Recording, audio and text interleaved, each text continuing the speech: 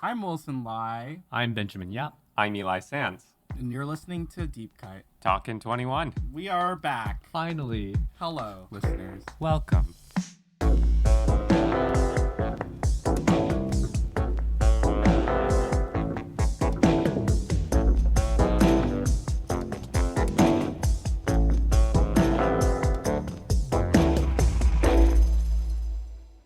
On Deep Cut, we usually compare a director's most popular film with a personal favorite chosen by one of us. But once a year on a very special time of year, Chinese New Year apparently this time, Yeah, it is. Happy New Year! we discuss the movies, films, and motion pictures of yesteryear. So here's how this is going to work. We're going to build our conversation through some of our favorite 2021 pictures, some movies that we can't not talk about, and then land each of our top 3 movies of the year. We'll also talk about the TV of 2021 as a little dessert, a little treat for you all. Yum yum. To see what we talk about when, check the episode description, which will have time codes for each movie that we go into. Some of the movies from 2021 were by directors that we have already covered on the show, so we'll also be talking about these movies, like Spencer, Matrix Resurrections, Tragedy of Macbeth maybe Velvet Underground, in separate one-off episodes. No guarantees or promises, but at least 2 of those are happening. Gun to my head, forced me to watch a Shakespeare adaptation. I say maybe shoot me. We didn't sign anything, okay? So first of all, let's get a bird's eye view. What kind of year was 2021 for movies? Middling. It's extremely middling for me. I mean, I'm looking at the critical buzz right now, and everyone's talking about how 2021 is a return to form or like a great year for movies compared to 2020. I don't see it. For reference, I only gave 1 movie 5 stars for 2021. Ooh, same. And you're gonna have to wait to find out which one. And for the record, I watched 72 2021 releases, supposedly. God. Some of those were maybe, for some people, 2020 releases. But yeah, of the 72, I only gave a single 5-star rating on Letterboxd, which really surprised me. And I found myself liking movies from directors that I have been following and liked, but not loving them as much as I hoped. Maybe it's not that the movies were bad. Maybe my expectations have gone up too much, or maybe I was hoping for straight masterpieces from everyone, which is not always possible. But yeah, or maybe I've just become more of a nitpicker. I don't know, which I think kind of makes sense because I think my way of looking at films has kind of crystallized in the last year, maybe because of Deep Cut. How so? I figured out what a 5-star movie is for me Ooh. and what 4 stars is, and then I kind of have a better sense of how to rate a movie now in terms of the way that I look at the numbers, because I usually only rate on a 1 to 5 scale with no half stars, which makes it cleaner for me. So then I have to make a very big decision between 4 or 5, which is like a world of difference. But usually for me, a 5-star movie is something that I undeniably love. Like there was nothing wrong with it. And even if there's something wrong with it that someone else is seeing, I have a reason for why I don't care. Yeah. And why I think this is actually perfect for me, at least. Yeah. And 4 stars are just good movies, and then most things just fall in this 3-star bucket, which is just a fucking well that's filling up now. Ben notoriously has a letterbox description, just says, I don't do half stars. And that's it. That's the end of the debate on Ben's end. I don't know why, but I made a decision when I started Letterboxd. I wanted to commit to having kind of a feeling about a film. I always find that a half star is kind of a very non-committal space that is, to me, a little meaningless. So it's like, if it's 5 stars, it's good, that's it. Well, for those of us who like to overthink, half stars are the way. Yes, I agree. Saying that you figured out your criteria for a 5-star movie is like saying that you found the meaning of life. Or like, I found the perfect pancake recipe. You then can go on to make your own 5-star movie. Yeah, hopefully. Yeah. Well, if Ben watched 72, I did the opposite and watched 27. Oh! Nice. It's almost perfect. 5 stars. I think I would agree that the very big buzzed about releases, I felt a little bit underwhelmed by. Sometimes it felt like we were trying to make 2021 happen. You know, it was a fine year. It did sort of happen, Yeah. but it was pretty much just 2020.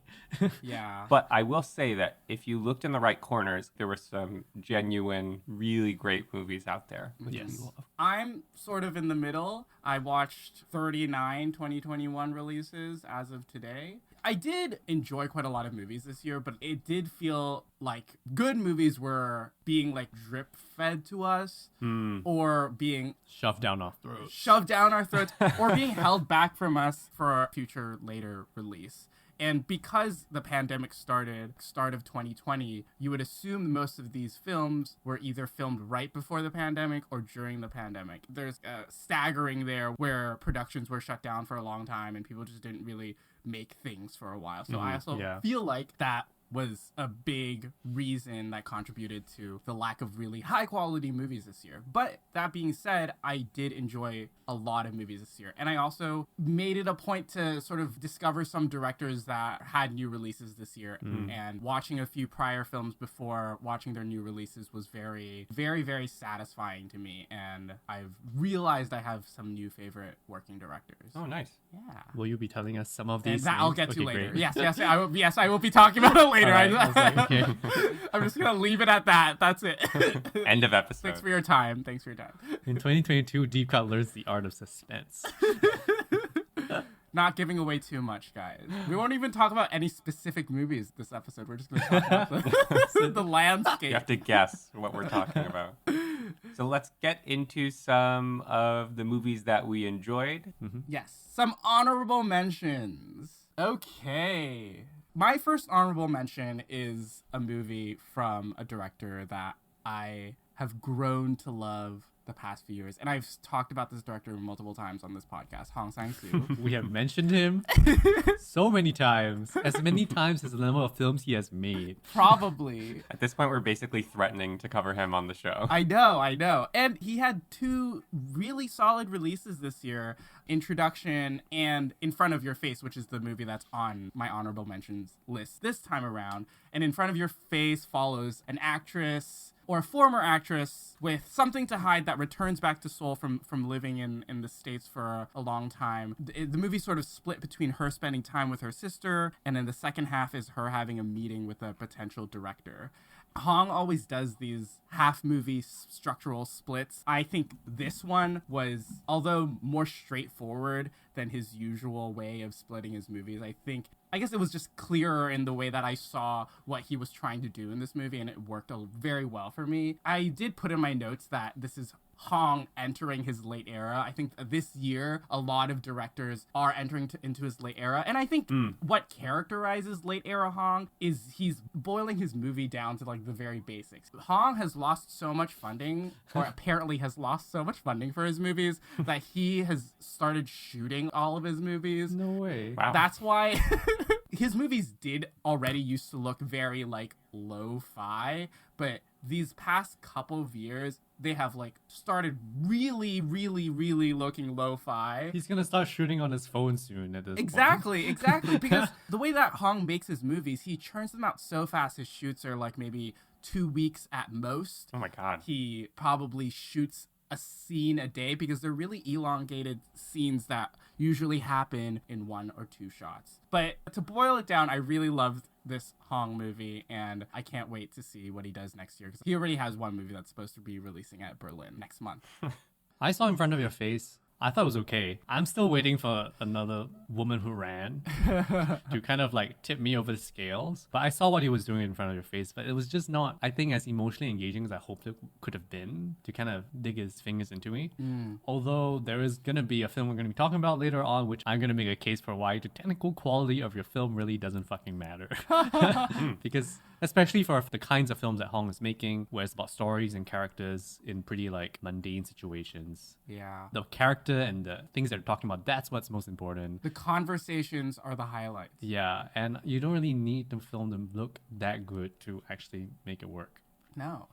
He's putting his focus where it matters for him, and that's what I really admire. Or else he can't make 2 films a year. Yeah. First film I'm going to talk about my honorable mentions list is something I saw really early on in 2021. A movie called The Disciple. I believe it is on Netflix in most regions, maybe even all regions. It is directed by Chaitanya Tamhane. It's his second feature. I saw Tamhani's first feature, Court, which might also be on Netflix depending on your regions, back in 2014, which was incredible. It was one of the best films I saw that year, and it was his debut feature. The Disciple is a slow burn kind of an art film about a young man who's really into this style of Indian music. I cannot tell you what it is because I don't remember it and what the genre is, but it requires a certain kind of vocalizing when they're singing, and then there's also instrumentation alongside it, and he's really obsessed with this style of music, and he has a guru that he's attached to, and it's a film about following your dreams and what that means, and like whether your talents match the dreams that you have and the ambitions that you have. People have compared it to Whiplash, but of course this is a much slower paced version of Whiplash. I can also compare it to another 2021 release, The Novice, which you can kind of see that The Novice and The Disciple, they're essentially the same movie with very, very different styles of filmmaking. Yeah, they have kind of the same obsessions, and the characters also kind of have the same obsessions. And I really recommend it because I think it is so laser focused on its idea, and it has all these scenes of the music that kind of play out like a musical with no lyrics, where the music plays out the emotional arc of the character as he's trying to get better at his craft. That sounds great. It's a tough one to recommend, but I would say seek it out because it's one of those kind of under the radar things, and because it was bought up on Netflix, it means the marketing is dead, which is such a shame. I'm still excited for Tamhani's next feature now, and I think he's still a one to watch for sure. He studied with Cuarón on the making of Roma, right? Yes, he did. Yeah, he was like an apprentice or something on the making of Roma. Oh, wow. Yeah, he's a very intelligent filmmaker, and you can see from his first feature, Court, which I also very highly recommend, which is kind of a Altman-esque view of the Indian justice system, but also about music as well. Wow. And about protest. Would you say that his movies are Cuarón-esque? No, not at all. Actually, I don't know what a Cuarón-esque movie is, but I think he is a very subdued filmmaker, but very strong in what he's doing within those bounds that he creates for himself. It's very exciting. My first honorable mention is a debut feature, so another very fresh filmmaker, Andres Fontana, Swiss filmmaker, with his debut Azor. I know this was one that Ben did not love this year, but I want to make the case for it. And the first thing I'll say off the bat is that it scratches the Tinker Tailor Soldier Spy itch. I understand. So if you listen to our episode on Thomas Alfredson and you like Tinker Tailor Soldier Spy as much as I do, seek this one out for sure. Swiss private banker Ivan arrives in Argentina in 1980 during the military dictatorship's state-sponsored terrorism and explores what his professional partner was up to before that guy's disappearance. And it seems like Ivan may be in danger the further he digs for information, but I'll just say that the movie is not what it seems to be posing as aesthetically and narratively. While watching, I kept on having the thought, this is how it happens. And I'll leave it at that because this is a movie that I think is best experienced without spoilers. It's one of the best directorial debuts I've seen, hands down. I think it's really smartly told, and what it reveals itself to be is pretty shocking and upsetting. I didn't hate this movie. I thought it was good. Honestly, it was problems that I'm just like too dumb for this movie. Like, it's a little obtuse, and like having a sense of the political landscape of the place that it's set in helps a lot. And I was going in dumb and ignorant. And I think because of that, it was hard to grasp what's going on. But I can understand how it can really work on that cerebral level. But for me, I think at least the day that I was watching, I was definitely not in the mood for cerebral. And like trying to grasp at it was so difficult because it's such a, I don't know how to explain it. It's like a extremely pretty object I can't see. It's too bright for me. I'm too dim. No. Oh, Ben. Anyway. As you say that, it makes me think about studying abroad in Argentina. Back in 2016, I went over the summer. I do have a little bit of knowledge about that period of Argentinian history. Maybe it reminds me a little bit of the feeling of being from a country that perpetrated a lot of wrongdoing in Argentina, visiting, because other countries like Switzerland, the United States, are certainly responsible for what happened in the 80s in Argentina. And this movie is very cognizant of that and delivers that message really responsibly and kind of sneakily. I liked what was going on here, and I'm going to revisit it for sure with more knowledge of the ending. Honestly, as a first-time feature, it's like maybe one of the most mature first-time features that I've ever seen. Yeah. Because, I mean, the subject matter is so difficult. And to kind of want to tackle this as a first-time feature is actually insane. Did you watch the interview with the director that they had on Mubi? Oh, no, I didn't catch that. He mentions that this film was actually based off a diary he found from his grandfather. Oh, wow. His grandfather or something was like a private banker, and then he had all these like information in his journals, and that was kind of like the inspiration for the film. I'm not sure if it was technically the same setting or location, but that's kind of the little inspiration he had for the film, which I found really crazy. It's like, what kind of life do you have? But okay. Yeah, I mean, that's just another question. You know, at a time when we're thinking about the privilege that it takes to make a movie, Right. how do you grapple with your own family history's involvement in a violent crime against humanity? Yeah. That's pretty tricky. And yeah, it makes me think of the word mature that you're using, Ben. All right, moving on. Okay. Wilson, it's your pick. Moving on to my second pick. 2021 was the year that I decided to come clean and just say that I really like Wes Anderson. I really, really, really love The French Dispatch. I saw it twice in theaters. Like, that's how much I fucking love this movie. Wow. Damn. The first time I watched it, I thought it was like a little fluke. I was feeling really shitty that day, and then I like watched it, and it's just so joyous. And the way that Anderson and his cinematographer Robert D. Yeoman block and frame the shots, and the whole visual and oral rhythm of the films just put me in such a good emotional space. Now that Wes Anderson has sort of also entered into his late phase, I'm really just placing these labels on these directors, whether they like them or Just not. calling them old. They went to the old beach.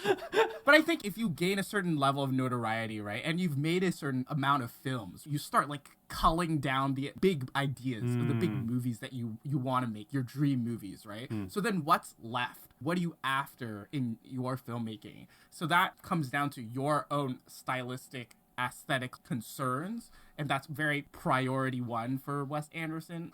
Also priority when it comes to types of plots and types of stories. The French Dispatch, which is sort of like the Grand Budapest Hotel in that it focuses on a few different, well, I guess the Grand Budapest Hotel is more linked, but the French Dispatch focuses on a few different writers and their stories for the last issue of a magazine by the same name as the movie. The variety in terms of each story and also how it reflects on the writers' personalities was really cool, and having all these like hard-hitting actors like Frances McDormand, Benicio del Toro, Adrian Brody, all in Wes Anderson movie together was gorgeous and incredible. And on my rewatch, I loved it even more. And you can say that Wes Anderson is getting tired. I don't know. It doesn't have the appeal anymore. But just to see a well-planned, intricate shot being executed with such perfection, I don't know. That just like gets me off. Sorry, not gets me off. Like that. Wes Anderson gets Wilson off. Confessed on You mic. heard it here first.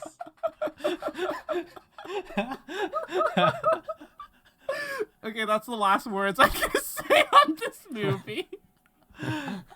Ben? I mean, French Dispatch.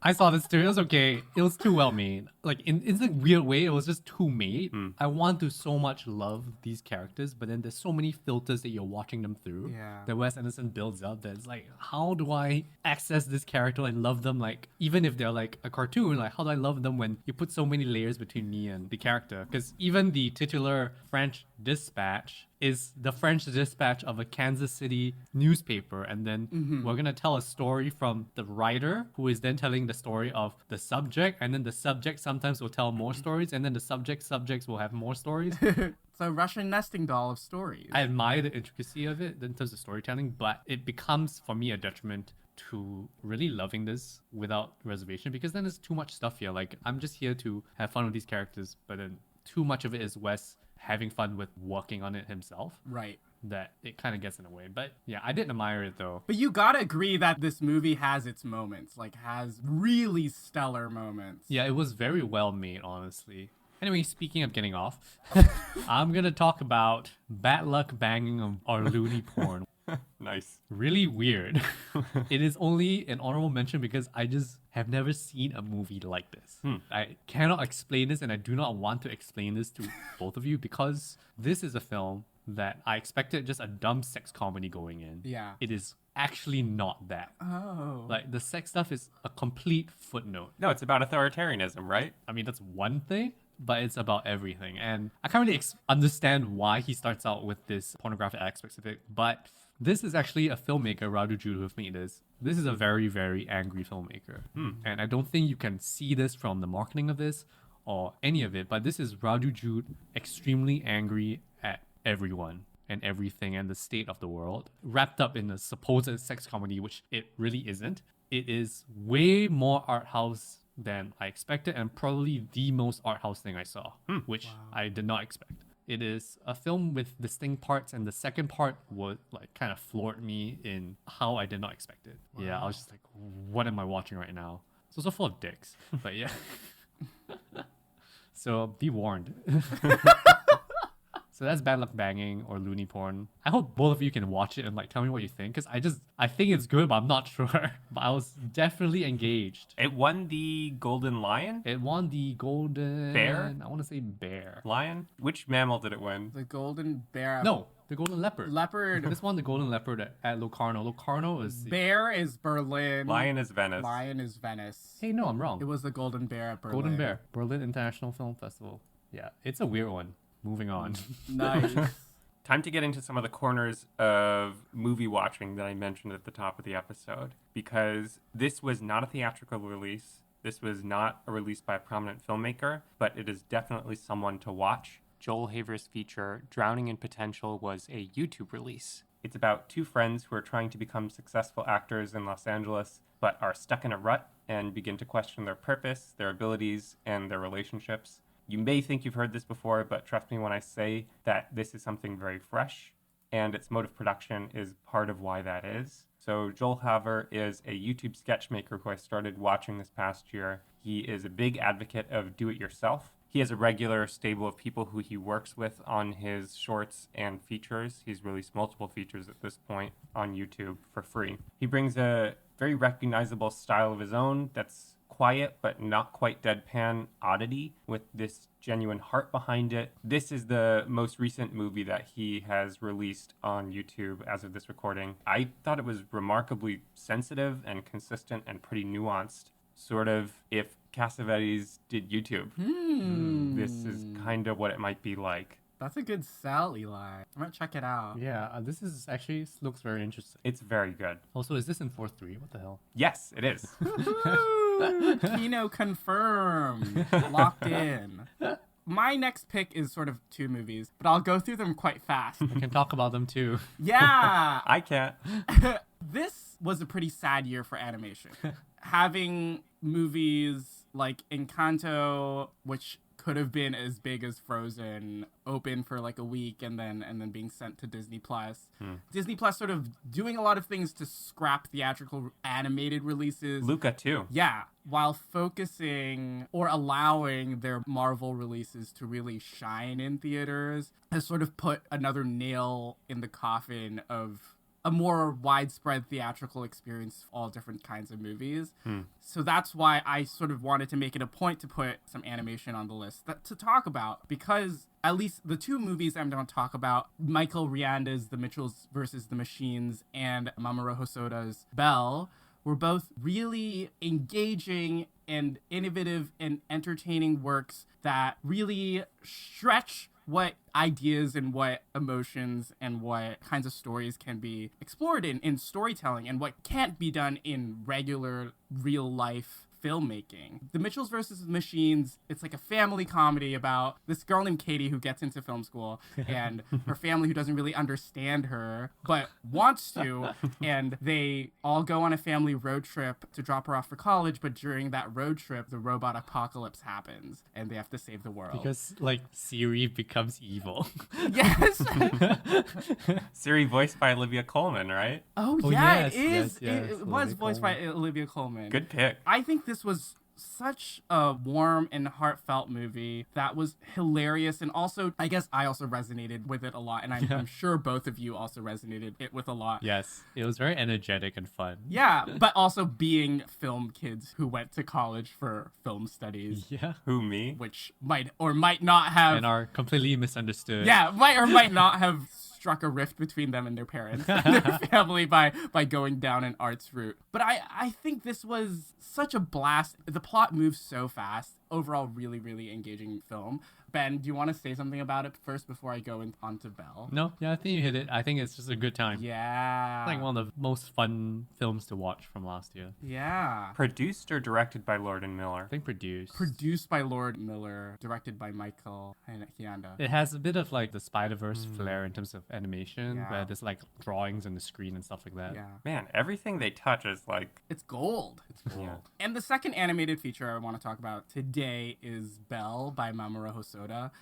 I've seen quite a few Mamoru Hosoda films, and I've enjoyed quite a lot of them, and this is no exception. Belle sort of follows in the trend of his other films like Summer Wars about a virtual reality world and that connection with real life and real people and real connections. And this is set in a Japan or in a world where this app called You, which is sort of like the now announced metaverse. Metaverse. Where it sort of like scans your spirit or some shit and then comes up with an avatar that most resembles who you are on the inside. And it's sort of a retelling of the classic Beauty and the Beast tale through this lens. This is definitely by far, I'm a big anime fan, but this is by far the most beautiful animated film that's come out this year. Like, Oh man, it looks so good. it is so beautiful. Everything in the virtual reality space looks amazing. Yeah, and the way that Hosoda can like have his camera travel through these really massive locations or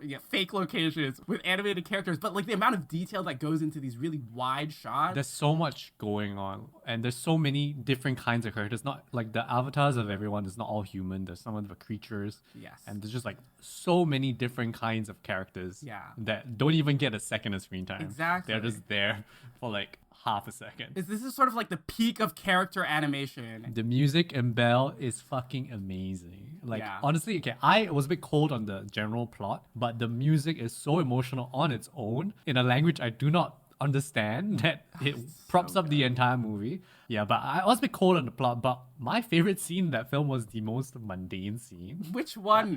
which says a lot. My favorite scene, there's a scene where a girl admits to having a crush on a boy Is it the surfboard? And he's holding a surfboard? in the train station. Yes. It is Oh, the yes. funniest scene, and it's Yes. extremely mundane. It's the least flashy scene, but it's my favorite scene because it really like felt like this sweet thing that happened, and very reminiscent of like the kind of films I'm going to be talking about later down in this episode. I would implore everyone to check it out. It's being released by G Kids, my former employer in the States, but has been doing very well in the box office for, I guess, a foreign animated film. It's doing quite well, so I'm very happy for it. So what I'm hearing is this is a movie about VR chat. Oh yeah. Yeah. Yeah, right. Yeah. And singing. It is sort of basically my senior thesis film, but in an animated movie. Okay. Okay, moving on. Moving on. I'm going to talk about one of the Ridley Scott movies from 2021.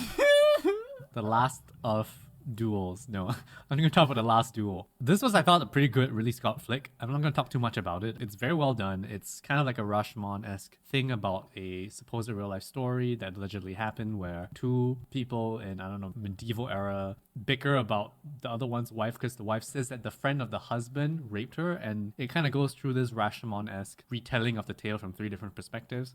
Not the most successful necessarily because it pushes too hard on its Me Too aspect. Not that that's a problem, but it kind of loses some nuance, I think, when it does that. It's very well acted and very well made, and I think can be a very interesting conversation because the first thing I thought about when watching this movie is that it's actually really good at trying to tell you this point about men trying to control women's lives and trying to solve things through violence. But there's a very interesting conversation to be had about ending a movie like that with an epic battle of intense violence. Ah.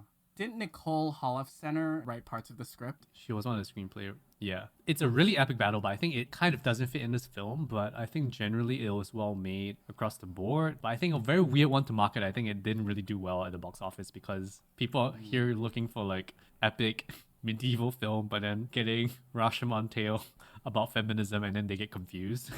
Not that that's a bad thing, but yeah, I would love to have a conversation about violence in American cinema and what it is used for, because I think here is used for catharsis wrongly. My first thought was I wish the violence here was treated the same way it was treated by Lynn Ramsey. Lynn Ramsey in You Were Never Really Here, because I thought that would have been the right approach when you talk about violence and reveling in the regenerative power of violence in American cinema. Mm-hmm. But yeah, an interesting one to watch. No love for The Last Gucci. I didn't watch it. Not The Last Gucci, the House of Gucci. Yeah, I did not watch The Last Gucci. The Last Gucci, which was the best mess of a movie this year.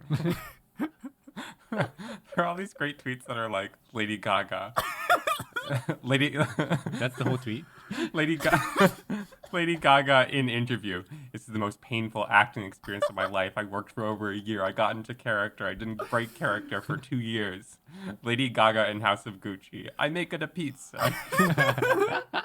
It's so funny. I think her Oscar campaign, like, you can't hate on it. Like, she is giving people the entertainment, the headlines, like the weirdest fucking headlines of the entire Oscar season, just going off and saying shit during interviews. And you can see her co-stars. There's one interview where Salma Hayek just like Jim Halpert's the camera the entire time. And it's hilarious. And just because of those interviews, I say give her the Oscar. Okay, I'll let them know. Okay. Thanks, Eli.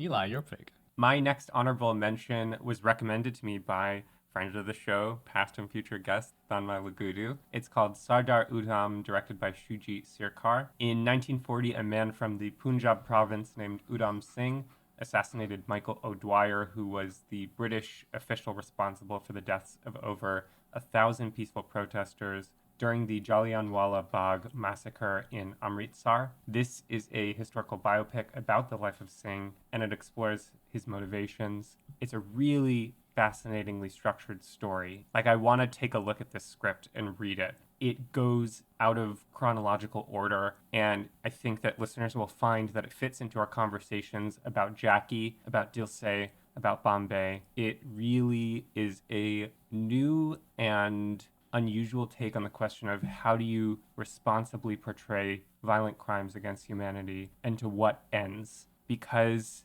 it is pretty point blank about things. I think it would be easy for that to be tasteless, but it is very pointed and direct here, to the point that India rejected it as the national submission to the Academy Awards because it was anti-British, which it very much so is. Why is that a problem? I feel like it helped them win points. Yeah. I don't know. It's interesting that it's self-censored. Really interesting thing also is that Sircar was mostly a comedy director, and this was his passion project, years in the making. It is a very serious drama. Wow. Very little humor about it, and a great central performance to boot. So yeah, really fascinating movie. Where did you find it, Eli? It is on Amazon Prime. Oh, thank Nice. you. Thanks, Eli. Okay. Wow, we're really like going through a lot of fucking movies today. Move. Yeah, we've got lots to cover. We're like 40 minutes in. So at the start of this episode, I talked about exploring directors that I didn't know before this year or hadn't watched any movies. And this year, one of those directors was Paul Verhoeven. Paul Verhoeven is a director that I've watched a couple films before this year, including Elle and Total Recall. And I was just like, this guy's like a little fucking weird. But after watching Basic Instinct and Showgirls to sort of like prep myself for Benedetta, I'm like, this guy's fucking weird in a good way. Little goblin. Yeah, he's like a sick, twisted man that like makes sick, twisted movies that are not supposed to be like taken so seriously. But like I said during our Wachowski's episode, that he explores the idea of sex in so many of his movies in such a interesting and I wouldn't say provocative, but you could say provocative way because no one else dares to venture into that realm. And Benedetta is no different. It's set in the late 17th century, and it's based on like a real person who, I don't know, may not have been the bride of Jesus Christ. So this woman named Benedetta joins this convent, and it's a story about her coming into power both sexually and within the church, and the fun fucking hijinks that come afterwards. So many times I was watching this movie, I saw it on the big screen, and I was like, oh my, I can't believe I'm like seeing this happen right now. Like, I don't know, the sex scenes are incredible. The way that Virginie Efira carries herself the entire movie, she plays Benedetta, is so fucking powerful. I would just say check it out and expect to have a good time. All right. I will. I had an okay time. I mean, I think it's an interesting one to watch because it's pretty out there. Man, I just wish the plotting of it made more sense. I had problems with the central relationship and like how it just kind of begins. There was no build up to making me invest myself in the central relationship, and then things just started kind of happening randomly. To me, that felt kind of for the sake of crazy shit, which I'm, I guess, okay with. And I kind of wish the sex scenes were a little bit more out there. I thought they could have gone a bit further with the way they were filmed, like how much further they could have pushed. How raunchy. Yeah, like they were like relatively tame considering all things considered, I think. Felt like he was pulling his punches low here. But Ben, your name is in the title. I know. That's why I'm sad. Dada. Yapadetta. Yapadetta. Anyway, this is not really an honorable mention. It's basically one of the best movies of last year. Yes! It is the year of Hamaguchi. We're going to be talking about Ryusuke Hamaguchi's Wheel of Fortune and Fantasy, which is his 3-part anthology film about women and coincidence and a little bit of magic. I really like this one. These films are so sweet, well acted, and interesting in a way that's like hard to describe. For me, the last of the 3 stories is the best of them. It's just hands down much better. I found the first one maybe the weakest. The second one on a rewatch kind of grew on me. It has a very special erotic power that I don't want to spoil. Yeah, but these are just really well made, well written films about people, you know, living their lives and kind of putting their emotions on the table. I really enjoyed it. Yeah, this year is Hamaguchi's year. I'm going to say this multiple times through this episode. He is on a fucking roll, and I'm so glad that I discovered Hamaguchi prior to this year, thanks to dear friend of the podcast, Joseph Eusebio, who his senior year at Wesleyan was sort of telling everyone about to watch Hamaguchi movies.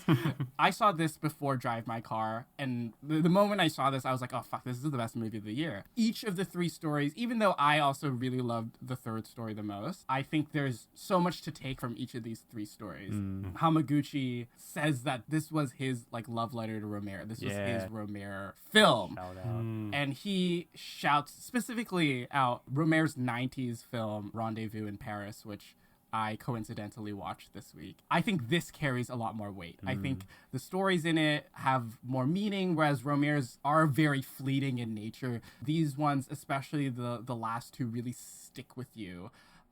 There's just really something special about the way Hamaguchi makes his movies and the way that he directs his actors. And the characters that he concocts are so earnest and easily lovable. Yes. And I mean, sometimes he makes like somewhat villain type characters. Right. But they feel very well drawn. And you can see where they're coming from. And we will get into the other movie later, but the fact that both movies are so wildly different in structure and I would also say tone is just a testament to how versatile of a director Hamaguchi is, while also knocking it out of the park in just multiple modes of filmmaking. This is the film that I was kind of hinting at in terms of like, it doesn't really look that good. It almost feels like they don't have a lighting team. The camera jitters like crazy in this bus scene. Yes. Looks not good, but movie's still very good. Yes. And when Hamaguchi talks about this movie, this is his cheap movie versus Drive My Car being his very expensive movie. Hot take time. Hamaguchi is a better Hong Sang-soo. I think he's doing a different thing. I would say Hamaguchi... I think they're very similar. No, I think Hamaguchi leans very closely to Yang than Hong. For me, I'm like looking at the extended dialogue sequences. Right. I guess, yes. Hong kind of goes towards like certain kinds of conversations or like having more people within the conversation. But I think I prefer the way that Hamaguchi's characters talk. And I think that's the difference. It's more of a subjective thing. And honestly, if I were to see these people in real life, I would find them unrealistic because sometimes the emotions are so close to the surface that it's a bit unreal. But it works for film because when people tell you how they really feel, it causes you as a viewer to lean in because you care about humans in general. Right. Like we're programmed to care. Right. So then you lean into wanting to accept and like listen and understand where they're coming from. And that's why it works. Whereas with Hong, sometimes he can be a bit more cryptic, obtuse, and like he's trying to hide a bit more things. Right. Yeah. And that may be something you prefer, but yeah. Yeah, to each their own. Wheel of Fortune and Fantasy was the last 2021 movie that I watched. I watched it earlier this week. And there's something very composed and neat about it while also being very low key. The one thing that I want to add to what your guys are saying is this feeling of neatness. In the same way that Romero's movies are set up very perfectly and flow and execute and are their exact shape, I view each of these three segments in Wheel as a sort of shape. And I don't know if I can perfectly describe what I'm seeing, but it just like looks like a shape to me, each of these three things. And this movie is this bundle of these three shapes, these polygons. I just feel it like that. I could see the way that you're seeing it, but I don't exactly see these shapes. But I can imagine shapes forming in your head. Thanks, I think. I'm trying to understand. I feel like I need to be a different plane of existence to understand what he's saying right now. Yeah, come to the shape plane, baby. You just need to be a different shape, Ben. I'm the wrong shape for this comment right now. Yeah. Bark, bark, woof, woof. It's Power of the Dog. Woof, woof. Tell us about Power of the Dog. Yeah. All right. How powerful is that dog? It's pretty powerful. What level? Over 9,000? And is he a good boy? No, he's a bad boy. I don't know if there's too much I can say about Power of the Dog that hasn't been said elsewhere. What I want to drop in this segment about Power of the Dog, aside from saying, great movie, watch it, Campion's superb and a master of the craft, is I have to tell you guys about meeting Jane Campion at a screening of Power of the Dog. Wow. My girlfriend got us into a Netflix screening of Power of the Dog, which was celebrity-studded. Jeremy O. Harris interviewed Jane Campion. Before the screening began, I was very much so hemming and hawing about whether or not to go up to Campion, who was in the lobby, Oh my God. and say hello. Ultimately, I decided to do it, and I went up to her and was so nervous that I barely spoke these jumbled words about studying her movies in college, which I did. And my girlfriend kind of had to like save me. Oh. And Campion very clearly did not like the experience and was like, oh, okay. It was just about the worst experience of meeting a celebrity I've had. So do you regret it? Like if you were given the choice to do it, would you have just chosen not to walk up? Yeah, I would not do it. Wow. And actually, if you look in the credits on the Netflix release, you'll see credited as worst boy, Eli Sands. He did not have the power of the dog. Oh, I didn't see that one coming. That's so good. Worst boy, Eli Sands. That's Power of the Dog. Oh, I've been meaning to check this one out because I think I would like it a lot. I just really hated the piano, and I just really vocally hate the piano so much. Wait, what? Oh, the piano, the movie. I was like, what? Yeah. You hate the instrument? There is a piano in Power of the Dog. Oh, there's a piano in the movie. Okay. There is a piano. I do not like Jane Campion's Palme d'Or winning the piano so much. It just really irks me. But I will get around one day. Worth trying it out. I do think that you'll like it, Wilson. I think it's a very well-crafted movie. I can totally understand how people are loving this. It's on multiple critics, number one spots. Yeah. Do you think it's going to be our best director, best picture? I don't know. Maybe Best Picture. Could pull. I think shot for Best Director, yeah. Wow. I can see it for Best Picture as well, but I'm not sure. I honestly have no idea. That's the good thing about having a year that's sort of mellow in terms of big releases is that you have some really great directors that have sort of been given their due by award season and now sort of makes way for these movies. Even though Power of the Dog is this big Netflix movie that stars Benedict Cumberbatch and Kirsten Dunst. And Jesse Plemons, who I found out recently is married to Kirsten Dunst. Yeah. So cute. They met on Fargo. Yeah. Oh, the show, yeah. Oh, they fell in love in Fargo. Let's move on. Yeah, my next pick is also another director that I've been exploring this year, and it is The Woman of Love, Mia Hansen Love. I really, really, really fucking loved Bergman Island. I thought it was such a great vibe movie. I don't really love Bergman that much. No.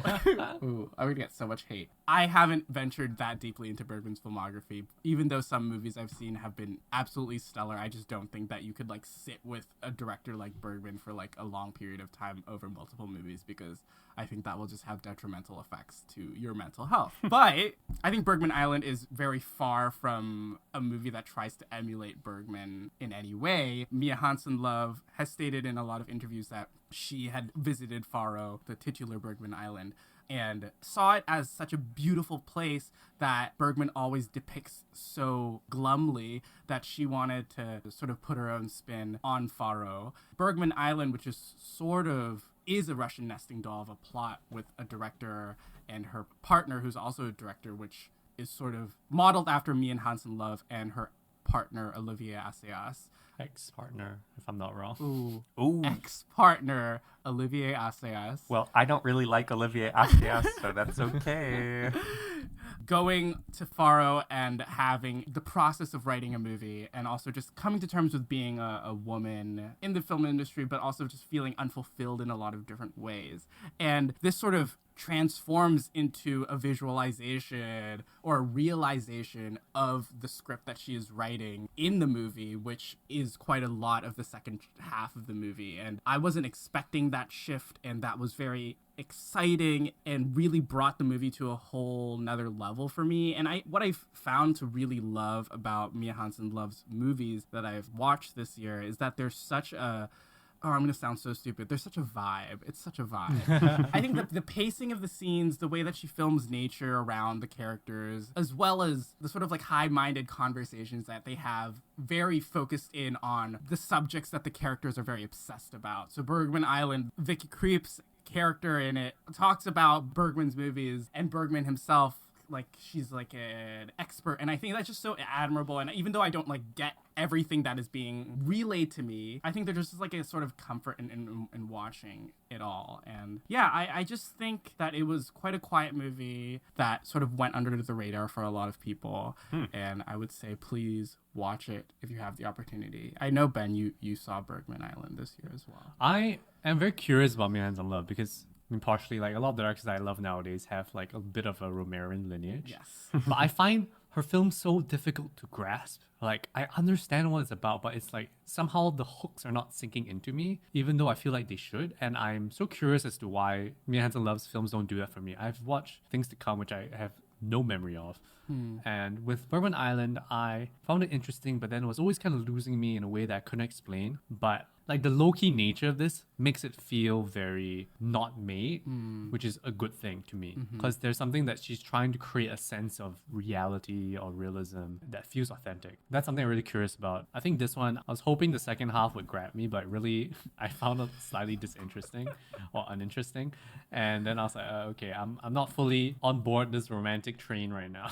And I think that's why it kind of lost me. Whereas I found the first part more interesting and I kind of wanted more out of that. But it is a very interesting experiment in the kind of film that she's making, I feel. And this is the only opportunity that I can talk about Anders Danielsen-Lay, who is the film world boyfriend you love to hate or hate to love this year, being in this and also the worst person in the world, and also being a real life full-time doctor.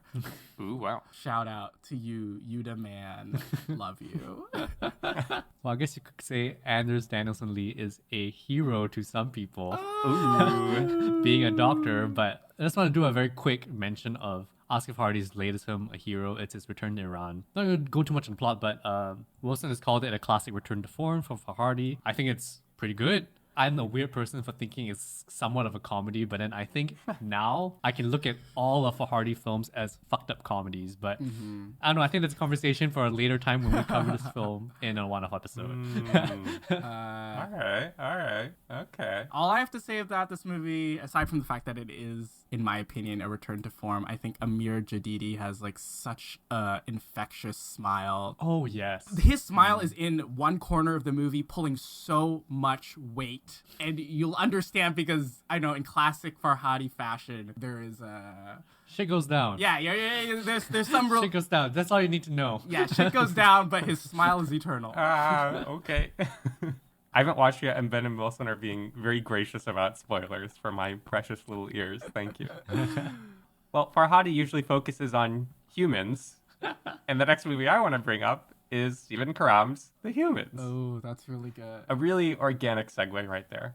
This is based on Karam's play, and it is about a family that gathers in their daughter's new apartment for Thanksgiving dinner, where a lot of tensions ripen and fester. It explores the space remarkably well, and it's a very dynamic adaptation of a play for the screen. Pretty fresh. It's very tense. I think that we'll find interesting comparison points between this and one of Ben's top picks, which I won't give away here. Yes. Nice. But I really found it quite compelling and upsetting. And I like these things that focus on disagreements between people and how people make each other feel worse.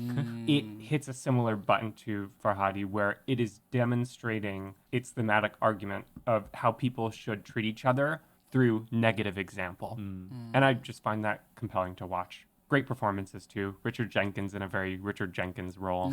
I watched this based on your recommendation, Eli, and I wish I liked it more, but I found it a little bit too... I think it could have tried to just be more of a play, and I think I would have liked that more. I think I was trying a little too hard with the filming aspect of it. Even as a play, I don't know what this movie is trying to do, and I don't know whether I was just like, it was like a big whoosh over my head and I was just not getting it.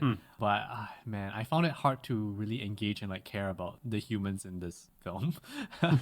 And that made it a bit difficult. But yes, definitely a very interesting comparison to one of my top 3 films. To me, it is taking a look at how arguments happen in a family. Maybe that's not a huge earth-shattering thing, but the ways in which their shared pasts come to bear, their insecurities come out, they needle into each other, whether it's Stephen Yeun's character coming into the family, or June Squibb's grandmother who's leaving the family, and the different generations colliding between the parents and the children. Amy Schumer, by the way, really great. Like, really great dramatic actor, showing her chops here. Just the ways in which these petty disagreements happen, and they come within an inch of fragmenting apart permanently. I find that interesting to watch, and it is something that's very well suited to the stage. I can totally see what Ben's saying about being over-directed, but I found it to be very well crafted in how it's going about what it's focusing on. And again, particularly in how it's using this space to bring out these arguments and disagreements and a strong feeling of uneasiness over everything. Is it like a bottle episode? Like Yeah, it's a just chamber takes place? piece. Very much so. There's no segue. There's lights in this movie, and my next movie is called All Light Everywhere. Oh, jeez. All Light Everywhere, although not really like topping my list, it was the best documentary that I saw this year. It was directed by Theo Anthony, and it's such a fascinating movie that, like, even though I didn't really rate it that highly when I first watched it, the fact that I just keep on thinking about what this movie is trying to say and the way that it explores the idea that it is exploring, which is, in the most basic terms, this movie is about our eyes and what we see and vision and cameras and how visually showing things or seeing things or capturing things has a certain power when it comes to like legality in terms of like police body cameras, but also just a whole way of trying to get us to try to re-examine how we see things in the world. And you're sort of led through this movie by this really beautifully omniscient narrator. And I want to shout this woman out. Her name is Kiever Brenai, who does a really fantastic job of like lulling you in, but also like really poetically explaining to us that our eyes aren't real. I don't need a movie to convince me that. I believe it. Nice. Yeah, that's it. This looks really interesting. I'm looking at it right now. It is really, really good. Have you seen Theo Anthony's Rat film? No, I haven't. I mean, like, it's okay, but like also, I think very interestingly structured Yeah. for a documentary. And this sounds like almost like a visual essay type thing where it's not Yeah. just going directly at a problem and like fracturing into different directions.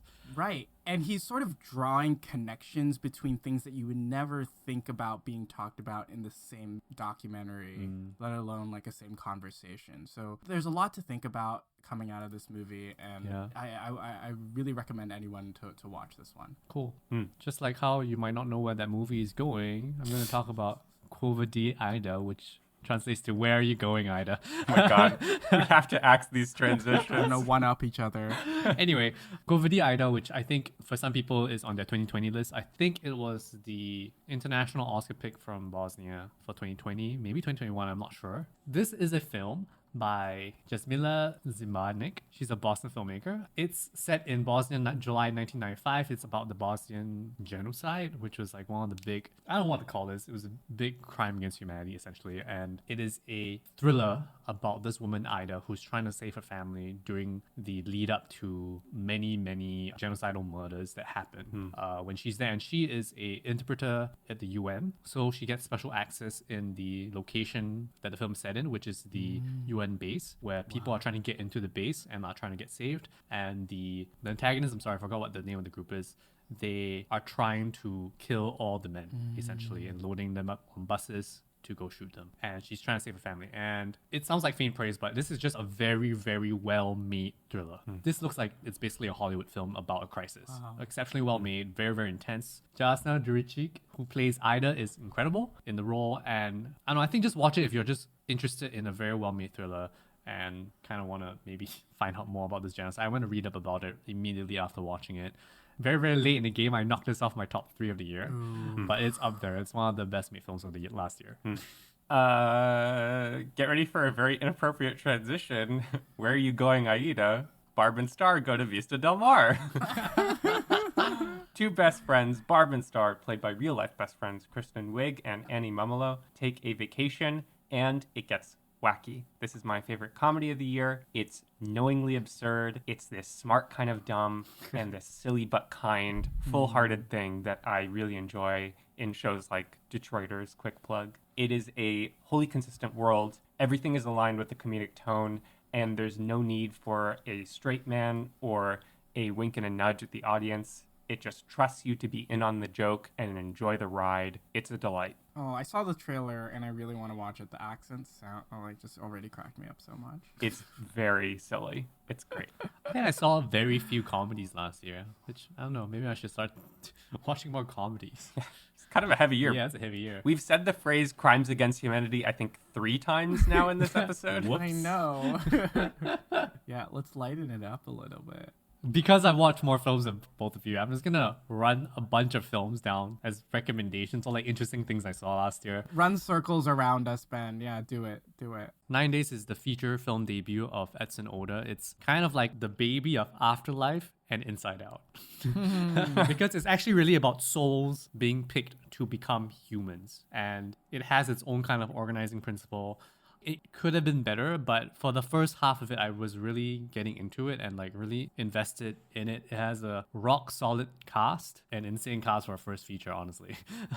And for a relative unknown in terms of the film space, because I think Edson Oda comes from advertising. It has Winston Duke, Benedict Wong, Zazie Beetz, Wow. the 3 biggest roles. So like a pretty stacked cast. Has a pretty crazy ending, which I don't think it necessarily earns, but you might love it. Cool. Another one to throw out. What do we see when we look at the sky? Clouds. That reminds me of that tweet that, who is it, Val Kilmer or someone wrote, where he's like, a pig can never see the sky, but sometimes I pick the pig up and I point it up so it can see the stars at night. Val. Oh, Val. I'm pretty sure I'm attributing it to the wrong person. Sorry, go on. This is a film by Alexander Koberitz. He's a Georgian filmmaker. Maybe the second most art house film I saw from 2021. It is pretty long, but it's very weirdly made. It's very kind of magical realism. It's about 2 people who are supposed to go out on a date. But then at night, the woman is told by 4 friends at an intersection, a surveillance camera, a sapling, and something else, and the wind, that someone is casting a spell on her. Oh, wow. And then the next day, they both wake up with different faces, played by different actors, and they cannot find each other. Oh, that's such a good premise. Yeah, it's such a weird premise. It has a very distant perspective on the story, but it's really honestly about this town in the middle of World Cup fever. And it has some really gorgeous scenes and like nice people watching bits. It almost feels like a documentary more than a film. And if I have one suggestion, if you watch it and the film tells you to close your eyes, close your eyes. Oh, wow. That's all I can really say. It's like this cute thing he does. Yeah, this is on Mubi and I think maybe Criterion Channel. I'm not sure. Quickly, there's a very small film that is from Canada called Anne at 10,000 Feet. An interesting, very short character study about a woman named Anne who goes skydiving and then changes because of it and becomes obsessed with skydiving. And it's really a character study. She has struggles with the way that she relates to people, but very well acted, almost done entirely in close-up, looks very cheaply made. Not that that's a bad thing. Just very compelling to watch because it feels like a very well-realized character. And there's a documentary, Flea, that's animated. Some of the interview scenes might be rotoscoped, I'm not very sure. That is about a refugee from Afghanistan and his story, and it is very well made, and that's about all I want to say about it. It's very compelling and he has a great story. And then last two I have Test Pattern, which is the first feature of Shatara Michelle Ford, which is a very simple film about a couple where the girlfriend is sexually assaulted and then they're trying to get a rape kit.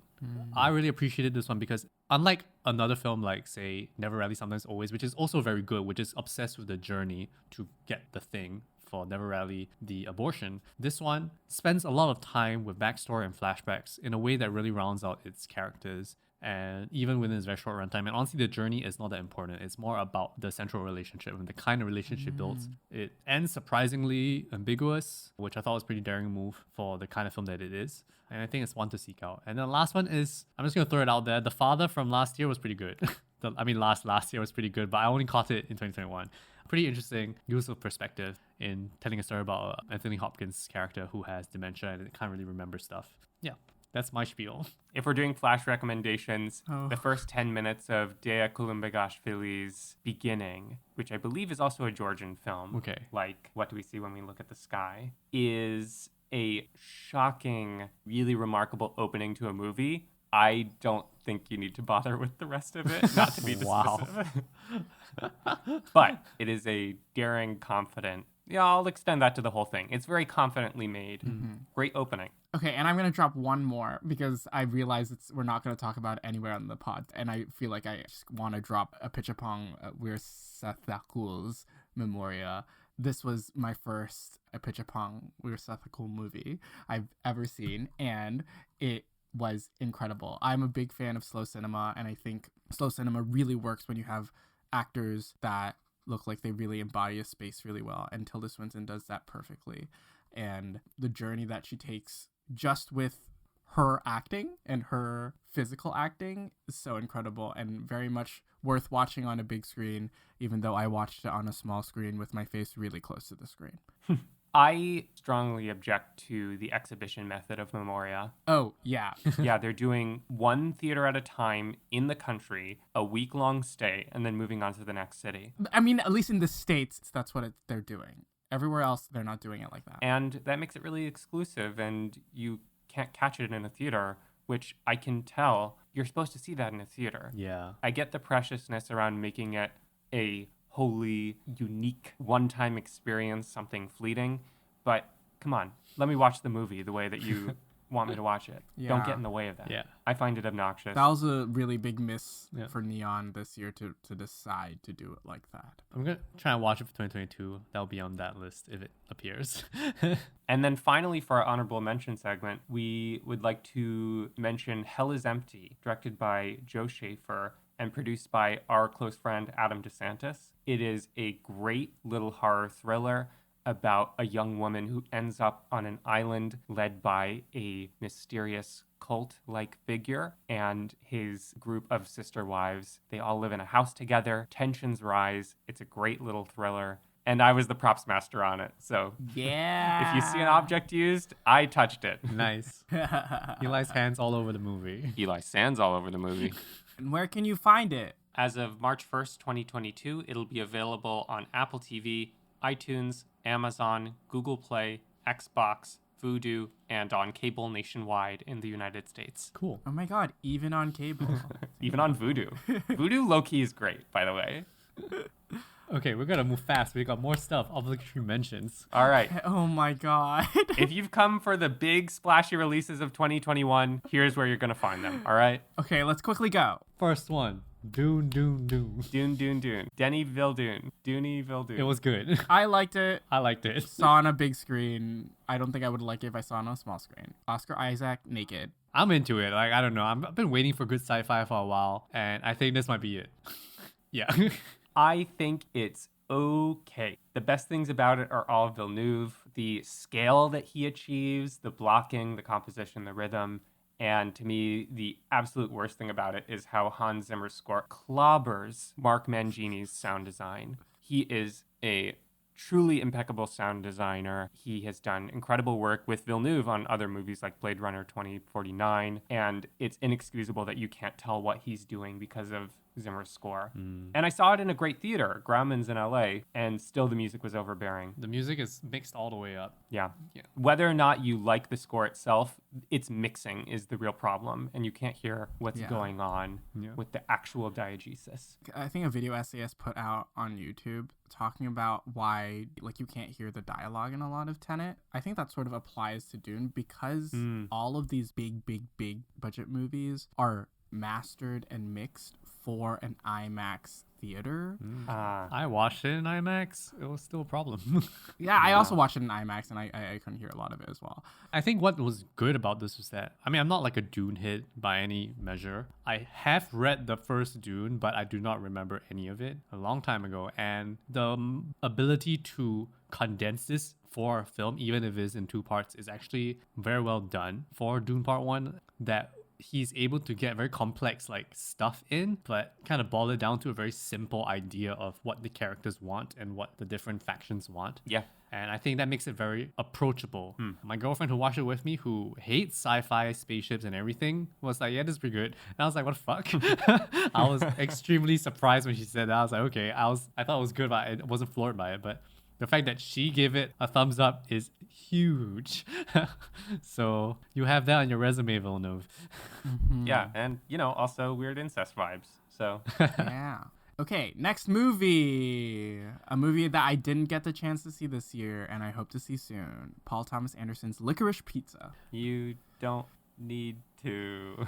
It's okay. Way overrated. It's just Once Upon a Time in Hollywood, and that's not a compliment from me. That's not a good thing at all. It just felt so loosey-goosey in a way that I didn't really care for it. The acting is okay, but then like the central relationship doesn't really work for me. I don't understand it. And this is a movie for people in LA. Yes. And since a lot of critics are from LA, I think that's why this is getting so much buzz, which I think is bullshit. Because if you're not from LA, so much of this is going to fly over your head. It feels like somebody Googled fads in the 70s in LA and then put them in a movie. I don't know. That's kind of how I feel about this film.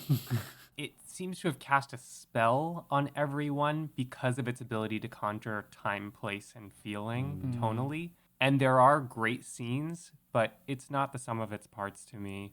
Everyone is wowed by the feeling, but not taking a look at what's under the surface, I feel. And of course, on Twitter, the reductive thing is about the age gap, as if that's the only problem with the central relationship. But I feel that that main relationship returns to a lot of beats of Gary humiliating Alana. Yeah. And ultimately, the movie affirms their relationship. Yeah. This is a problem both kind of ethically about what this relationship is, and as Ben's saying, it wants to be loosey-goosey, but then it tries to tie everything up very neatly. And that ending feels like kind of an apology for not having something more coherent to tie it all together.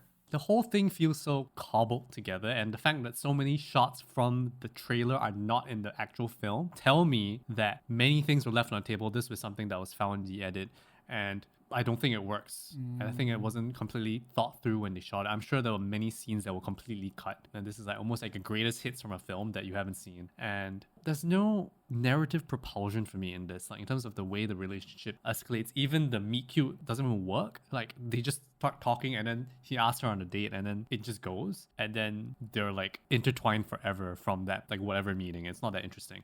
I don't know. I found it very difficult to find engagement. And if the buzz for it is just people's nostalgia for the Valley in the 70s, then like, okay, I don't have that. This movie has nothing for me. It's all skin, no skeleton. And people may like the feel of skin, but sometimes you need a skeleton. That's my take. I don't know.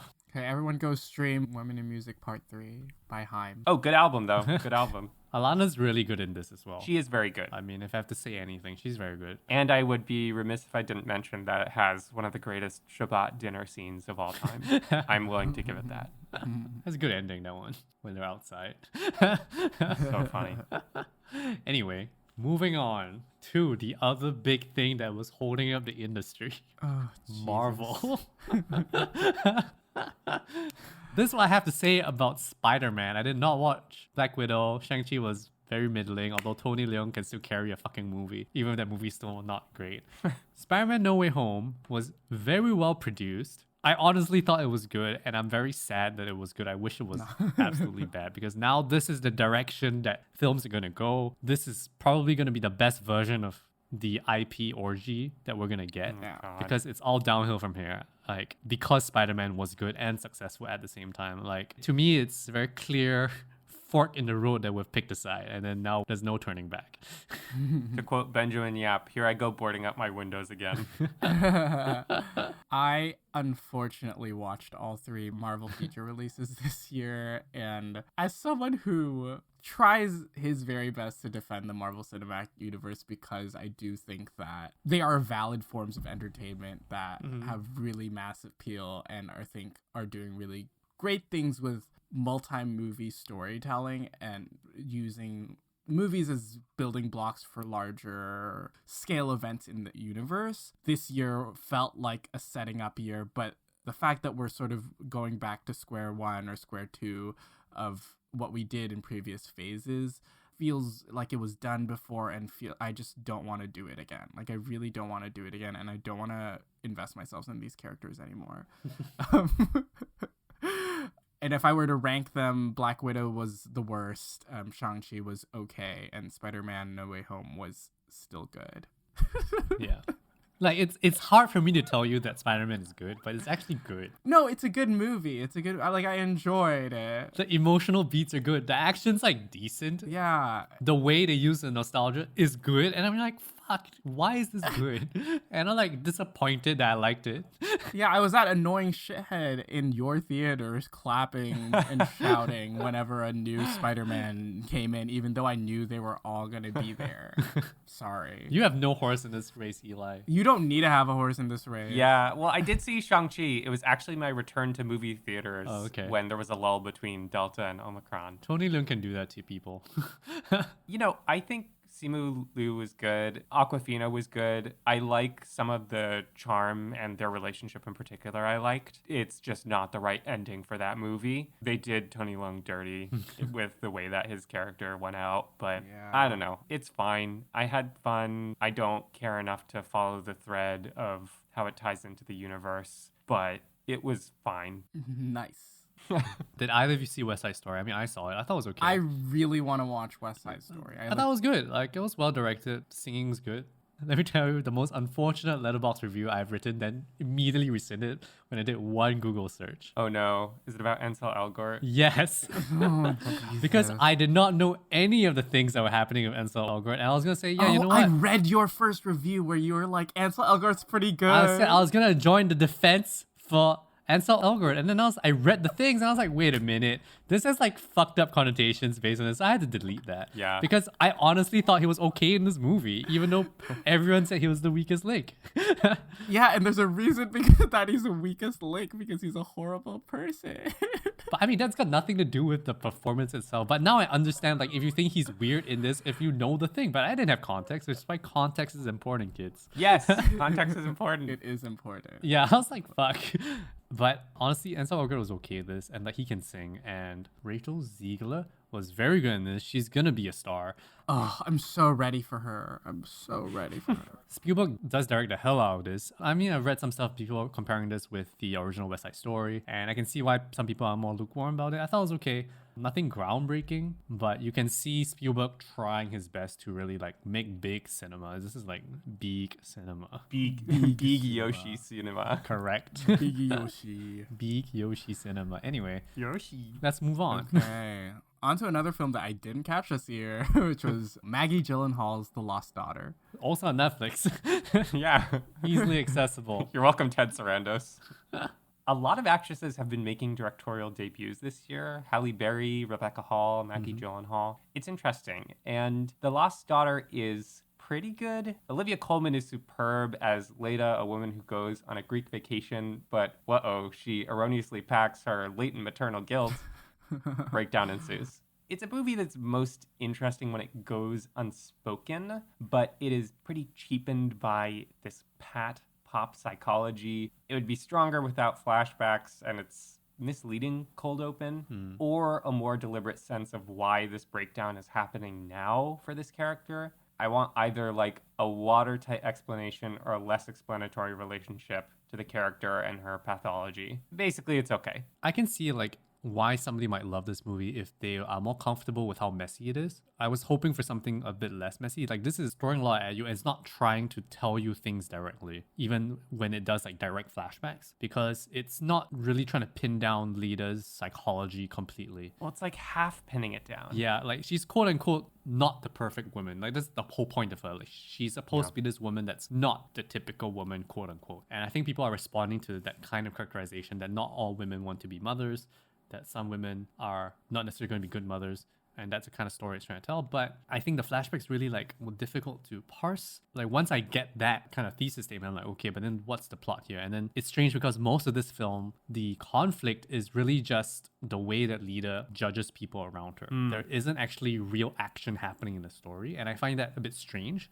Because it's really just she goes there, she sees a young mother that she used to be when she was younger, and then she finds some kind of similarity or like with this woman, and then they kind of strike out a very brief friendship. But that's kind of just it. And then stuff happens and it's not really plotty. But I can see why some people might think of it more as just a character study and then like it just for that. And I think that's also a fair reading of it.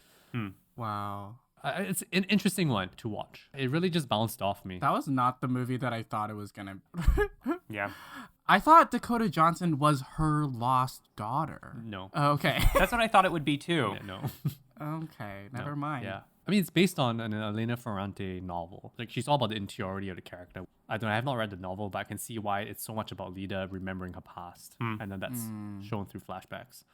Anyway. Enough American cinema. Back to international. Moving on to another movie about mothers. Oh, yes. Yes. Yes. Yes. A Motorhead mother. Let's go. Titan. Julia Ducournau. Palme d'Or. Sweeping Cannes this year with this pretty wild, pretty out there movie about a woman who has sex with a car and then becomes pregnant. So she is a mother, but she's also in some ways a son. That's all I will say. This movie was so fucking weird. Like, what the like Benedetta, nothing on this in terms of twisted and weird. This is weird.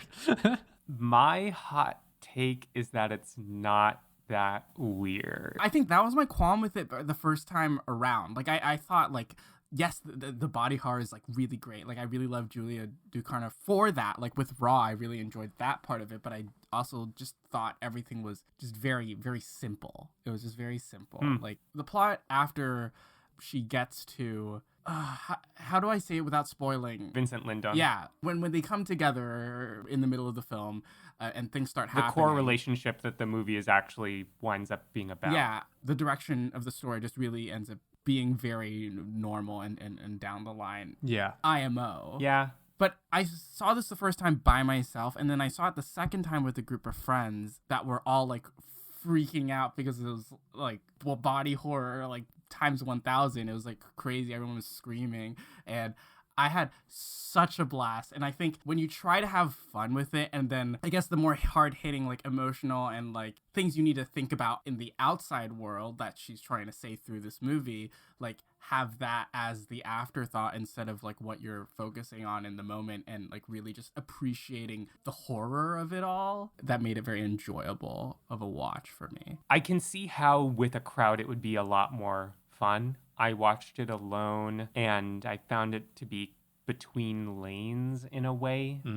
I can feel that. Like for a movie that includes sex with a car, it's not really about having sex with cars thematically, if that makes sense. Yeah, like that, the stuff with the cars kind of just drops Yeah. immediately Yeah. after the first scene. And like, I don't know what it's necessarily trying to tell me about the body horror. Yeah. And how that relates to cars. Yeah. Like motorized vehicles. Like with body horror, there's a very specific metaphor usually with body horror, right? If you think of just zombies, like that kind of has a metaphor as well about like humans being the scariest thing and how the monster is not necessarily a monster, it's humans. Here, like I'm not sure what the metaphor is.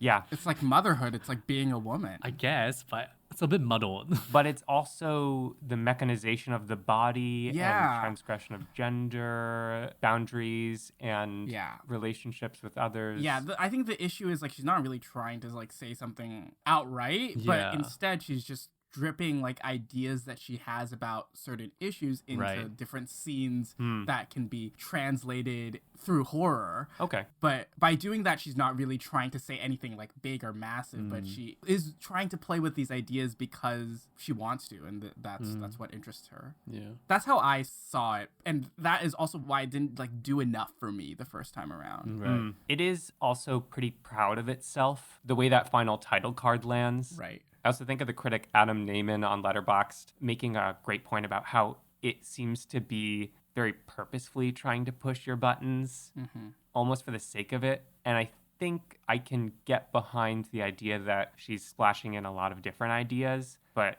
those ideas ultimately seem to take a backseat to the idea of trying to provoke a reaction Right. and make audience members faint and walk out and the like, which it did. So I suppose on those terms it's successful. Yes. But I think thematically it's missing a core. Yeah, I feel that. Moving on to We Love Each Other So Much. We love each other so much. And we're going to have a baby doll named Annette. Nice. Leo Carax was hopefully going to be the third director that I did a lot of like background prep for a release this year. But the background prep ended up being me really enjoying Holy Motors and then me really hating Pola X. And while I didn't hate Annette, I thought Annette was very mid. Same, but is that a but? But I do think Adam Driver's performance in it is very memorable, and I think it is one of my highlights of the year. That's the one thing that I will give this movie. He's so physically graceful. I can't just plagiarize my Letterboxd review, but I will. He's both brutal and balletic by turns, and he's so compelling to watch in the way that he moves his body. Yeah, move your body for me. I found the direction of this very compelling because there are some scenes that are like incredible to watch. Like just the fact that Annette's a doll is like, it really works for me, and the way that there's a twist at the end as well. But the doll really works for me, and the fact that all the actors who work with the doll are imbuing it with life, like it really works. Yeah. The standout scene is the scene on the boat, Yes. which is clearly shot on a soundstage with a projection of waves, but it looks beautiful. incredible. Beautiful. And so many scenes is like using long takes where it's like weaving around characters and they're just doing the music. But all that stuff is like so well directed and it just works. Another great scene is Simon Helberg when he's conducting. I'm a conductor. Oh, that's great. The timing of the camera move. Yeah, that's so well done. And I was like, damn, if this was just slightly less weird or like a little bit more accessible Or weirder. or like weirder. I would say go weirder. Yeah, I don't know. I found it really interesting because it's just like right on the fence for this one, like whether this was like average or good. Like right now, it's maybe below average. I'm not sure, but Also, the soundtrack slaps. yeah. Yeah, Spocks. I've listened to it so much this year. And then now, move on, quick. Quick, 3 more. Very quickly, Hand of God. It seems like both Paulo Sorrentino and Kenneth Branagh are taking the wrong lessons from Roma and what it means to make a personal movie about your life. But that's my quick take. Moving on. Eek. Yeah, I don't know. I watched Hannah God. It was pretty middling. It's whatever for me. It wasn't that interesting. Didn't watch it. Thought it was gay, but it's not. No, it's very straight. Yeah. And again, incesty. So, you know.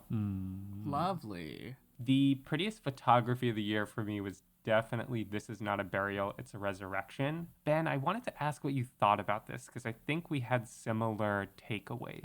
It was just very dry for me. Like I think some shots were really pretty, but then like in general it was okay. Yeah. I think it is doing well because of the novelty of it being a Lesotho film.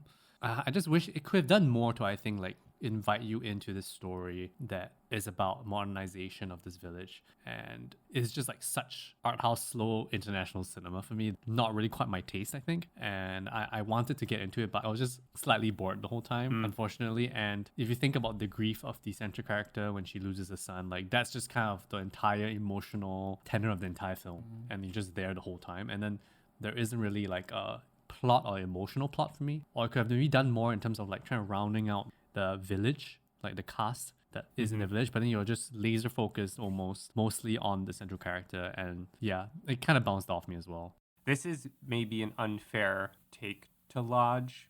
It feels very calibrated for the international festival circuit. Right. Do you know what I mean? Maybe. Yeah. I mean, this, for some reason, it reminded me also of Identifying Features. The first time feature of Fernanda Valadez. It's in Mexico about a mother who is looking for her missing son. It has that feel of that film that's about one character that really searching for something. And so here there's a missing son, and then she's trying to figure out where he is, and she goes on a journey. But also there's always just stuck in this emotional tenor of just like a mother's grief or sadness and desperation. But then because it's just there, I always feel like films like these are just one thing, and that is something I struggle with, because if it's just one thing, then what's the story? Like, it's just a premise right now. Although Identifying Features has an interesting twist, but even that was okay. Okay. Oh, last obligatory mention. Summer Soul, good documentary, interesting, good music, good watch. It's a good time. Nice. But it's good because it's about, they kind of colloquially call it Black Woodstock, which is like this soul music festival in New York. The music is great, but the great thing about it is that it contextualizes this festival in its time and what it means for Black people to have had this festival for them. Yeah, it's great. It's a good time. Now, we're finally there to talk about our top 3 movies of 2021. All right. Who is going to start? I guess it's me. It's you, Ben. Yeah, this is a massive one for me. Haha. Ooh. I'm talking about Frank Kranz's directorial debut, Mass. He's an actor as well, but this is his first feature film. Mass is about 2 couples who have both lost their son in a school shooting, having a conversation. It is essentially a chamber piece, similar to The Humans. This is the film that we were kind of hinting at. If you know me, this is a film that is right up my alley in terms of the way that is investigating the central question, because it spends about 1.5 hours with this central question between the 4 actors, who are all phenomenal, Yes. who are all talking about this grief that they have for the loss of their sons and interrogating each other about how they feel, finding some kind of common ground and sometimes blowing up. It is so good at teasing information. It doesn't just tell you the premise straight up. You have to kind of infer as it goes along to piece together things. So I think the doling out of information is so well done for the kind of movie it is, which is basically a very long conversation. The way that it investigates and structures its journey through their journeys through this processing of the grief that they are doing together is so well done. It might be slightly too written at certain points, but I'm willing to forgive it for that. And I think it could have dropped some like cinematographic gimmicks like shaky cam and stuff. I think you could have dropped all of that and just let the actor shine. But all in all, I think this was a pretty big success in terms of like the kind of movie it was trying to be and kind of performances that Kranz gets out of these four actors: Reed Birney, Ann Dowd, Jason Isaacs, and Martha Plimpton. Martha Plimpton in particular is off the charts. Yes. Incredible. Mass was also one of my top favorites of the year. What it does for these actors in this room, when it finally gets there and it focuses on that, it's great. And also, just as this point of comparison to The Humans as well. Right. If The Humans is for me about how these arguments happen, Mass even digs a little bit deeper in its script because it is investigating very contemporary point of conflict in a way that is pretty incisive and goes very deep. In our conversation about We Need to Talk About Kevin from last season, Yes. we talked about how the movie takes the topic of school shootings and then uses that to walk into something different about memory and guilt. Here, it is very focused on the topic that it chooses and treats it with a lot of respect and seriously digs deep into it in a way that I found really thoughtful and really well organized. In comparison with We Need to Talk About Kevin, I think Mass is much more respectful of the thing it is touching. Yes. Because sometimes We Need to Talk About Kevin can be a little bit sensational. Here, it's really trying to figure out what does that mean, the aftermath of the situation. What does it mean? Yes. You know, how do we process this? Doesn't go for, pat conclusions about gun control or about mental health. It doesn't really try to give you a solution. It is more about people and how they respond to an event like this. Yes. And how they relate to each other. And this is just a firecracker of a premise. Like, it's the kind of premise I love that is so simple. And the fact that you spend so long in the room with them means that he gets to look at this thing from every single side. Yep. And you're not constrained by, runtime and being like, oh man, we got to move on to the next plot point, and then we're not going to be able to investigate this side of the story or this perspective of the story. Here, we're going to look at every bloody side so that we can come out of it. And even if he's not going to tell me something, like, I can come out of it with my own kind of feeling about how I want to think about the situation or how I think humanity can contend with something like this. Yeah. On an emotional level rather than a logistical or like solution-based level. Wow. That just shot it up to like really high up on my watch list. So thank you. That's my plug for Mass. Nice. Definitely seek it out. Before I go into my top 3, I want to cite a tweet. What? Oh, okay. Back in 2020, at Jordan Mallory tweeted something that I think about frequently. This was about video games, but he said, I want shorter games with worse graphics made by people who are paid more to work less, and I'm not kidding. I agree about that too. Yeah. Yeah. All top 3 picks for me this year are in line with that ethos. I see. These are all American movies made on the cheap, really smart about what they want to do, really well crafted. And all 3 gave me new ideas and feelings that I haven't had in movies before. So my number 3 is The Inheritance by Ephraim Assili. It is part fiction, part documentary, part essay film, part performance film. It's about a group of Black Philadelphians who decide to live together communally and all the interpersonal challenges that come with that very ideological decision. It's lo-fi, it's down to earth, it knows exactly what it is. A lot of times you'll hear the complaint lodged against a movie, oh, it's too didactic. But The Inheritance proves that didacticism is not a slur against a movie. It's great here. I learned a lot, and this movie has an incredible sense of humor. There's no idea that is purely itself in practice, and Assili makes space for a litany of types of experiences within this movie and for his characters. And it shows the practical problems of organizing without undermining the importance of the ideals behind that organization. Tricky balancing act. The 3 of us were all people who did some organizing as students in our university, and it made me think about our experiences. So I'm very curious what you 2 will think about it if you should ever watch it. Yeah, I'm trying to watch this at some point. Me too. Maybe next week. Yeah. It's great. It's on the Criterion channel right now. Definitely seek it out. Awesome. Great. Ben and I share 2 movies in our top 3s this year. Nice. It's pretty great because I feel like we don't really see eye to eye on things all the time, but I'm very happy that we share these 2 movies in common this year. These special movies. Yeah, these really special movies. So the first one, which is my number 3 and Ben's number 2, is Mike Mills' Come On, Come On. if 20th Century Women is Mike Mills's mom movie, Come On is Mike Mills's dad movie. It's about Johnny, this guy. He's a radio presenter, a radio producer, a radio host, sort of like NPR, played by Joaquin Phoenix. Shout out NPR. Shout out to NPR. And he travels to take care of his nephew after his sister has to go deal with the young boy's father who has mental health issues. And this really focuses on the relationship that Joaquin Phoenix's Johnny and Woody Norman's Jesse grows in this film. And this is one of the most honest and deep explorations into children I have ever seen on film. What I really loved about one of my favorite films of all time, Edward Yang's Yi Yi, is how Yang, the main boy in the film, is not to be underestimated. He is a boy who can see a lot of things and he feels a lot of things and he expresses himself in a really beautiful, poetic, and really understandable way.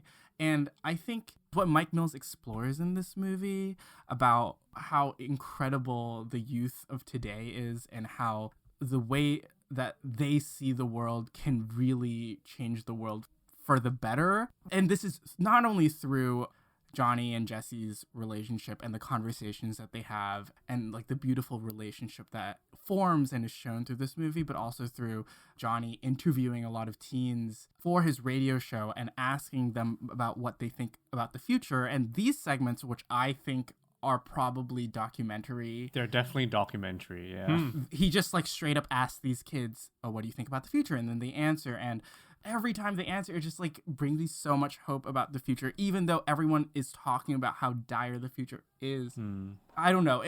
This past year, I've been working at a school with first graders, and the power in preserving these ideas of like caring for other people and listening to your emotions and things that are really like highlighted in elementary school, but sort of fade away as we get older and we have real things like a job and like a family, like just other things to contend with. You wash away what is really important to you as a person and your growth. And I just think that Come On just really like beautifully crystallizes that for me.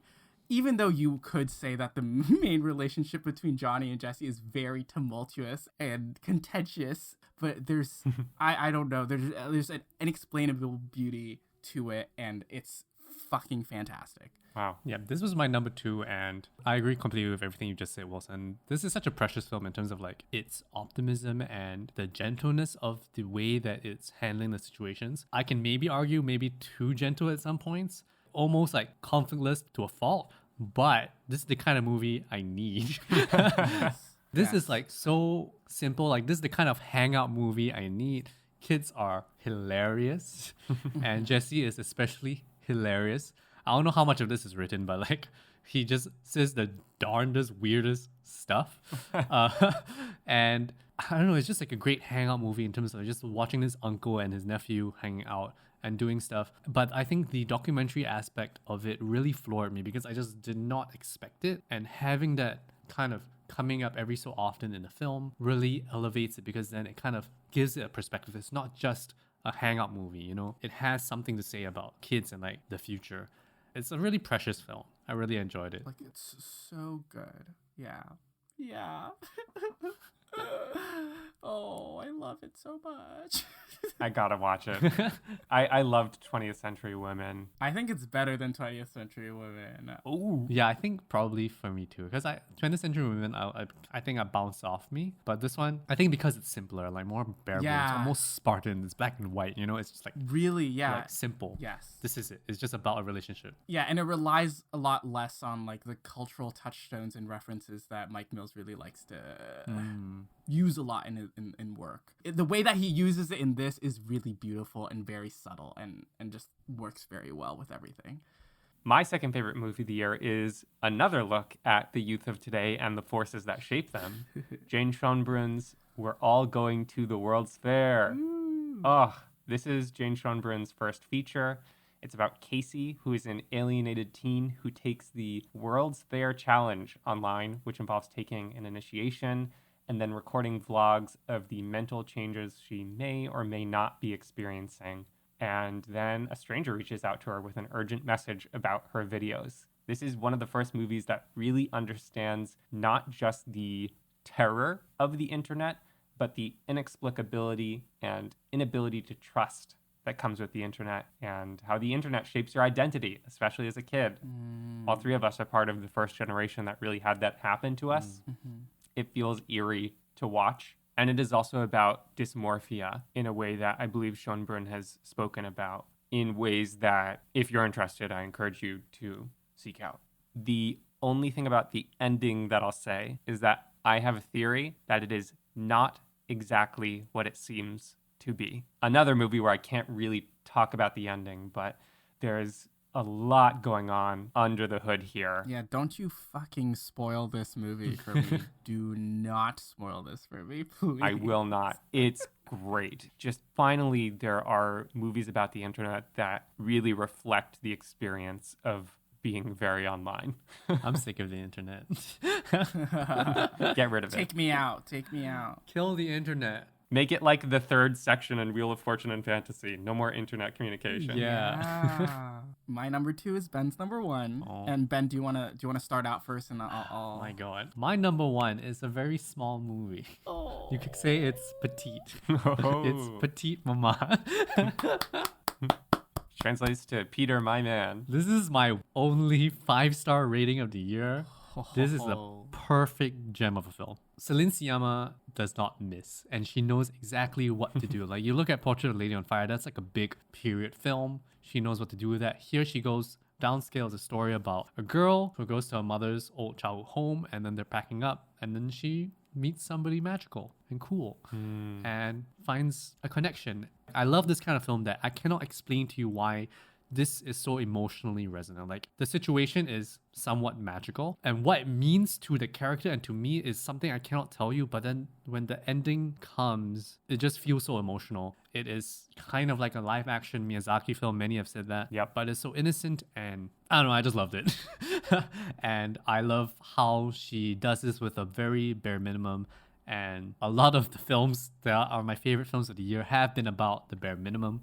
And this is like the perfect encapsulation of doing the most by doing the least. It's not at all overbearing in its sentimentality, but it is very sentimental. Oh, definitely. And I'm saying that to praise it. It's so deeply kind and felt. Yeah. Intimate. I love Petite Maman so much. Yeah, this year was really a year for kids movies. Kids And- movies, yeah. Yeah. And while Come On is about the loud but lovable kids, these are for the quiet kids.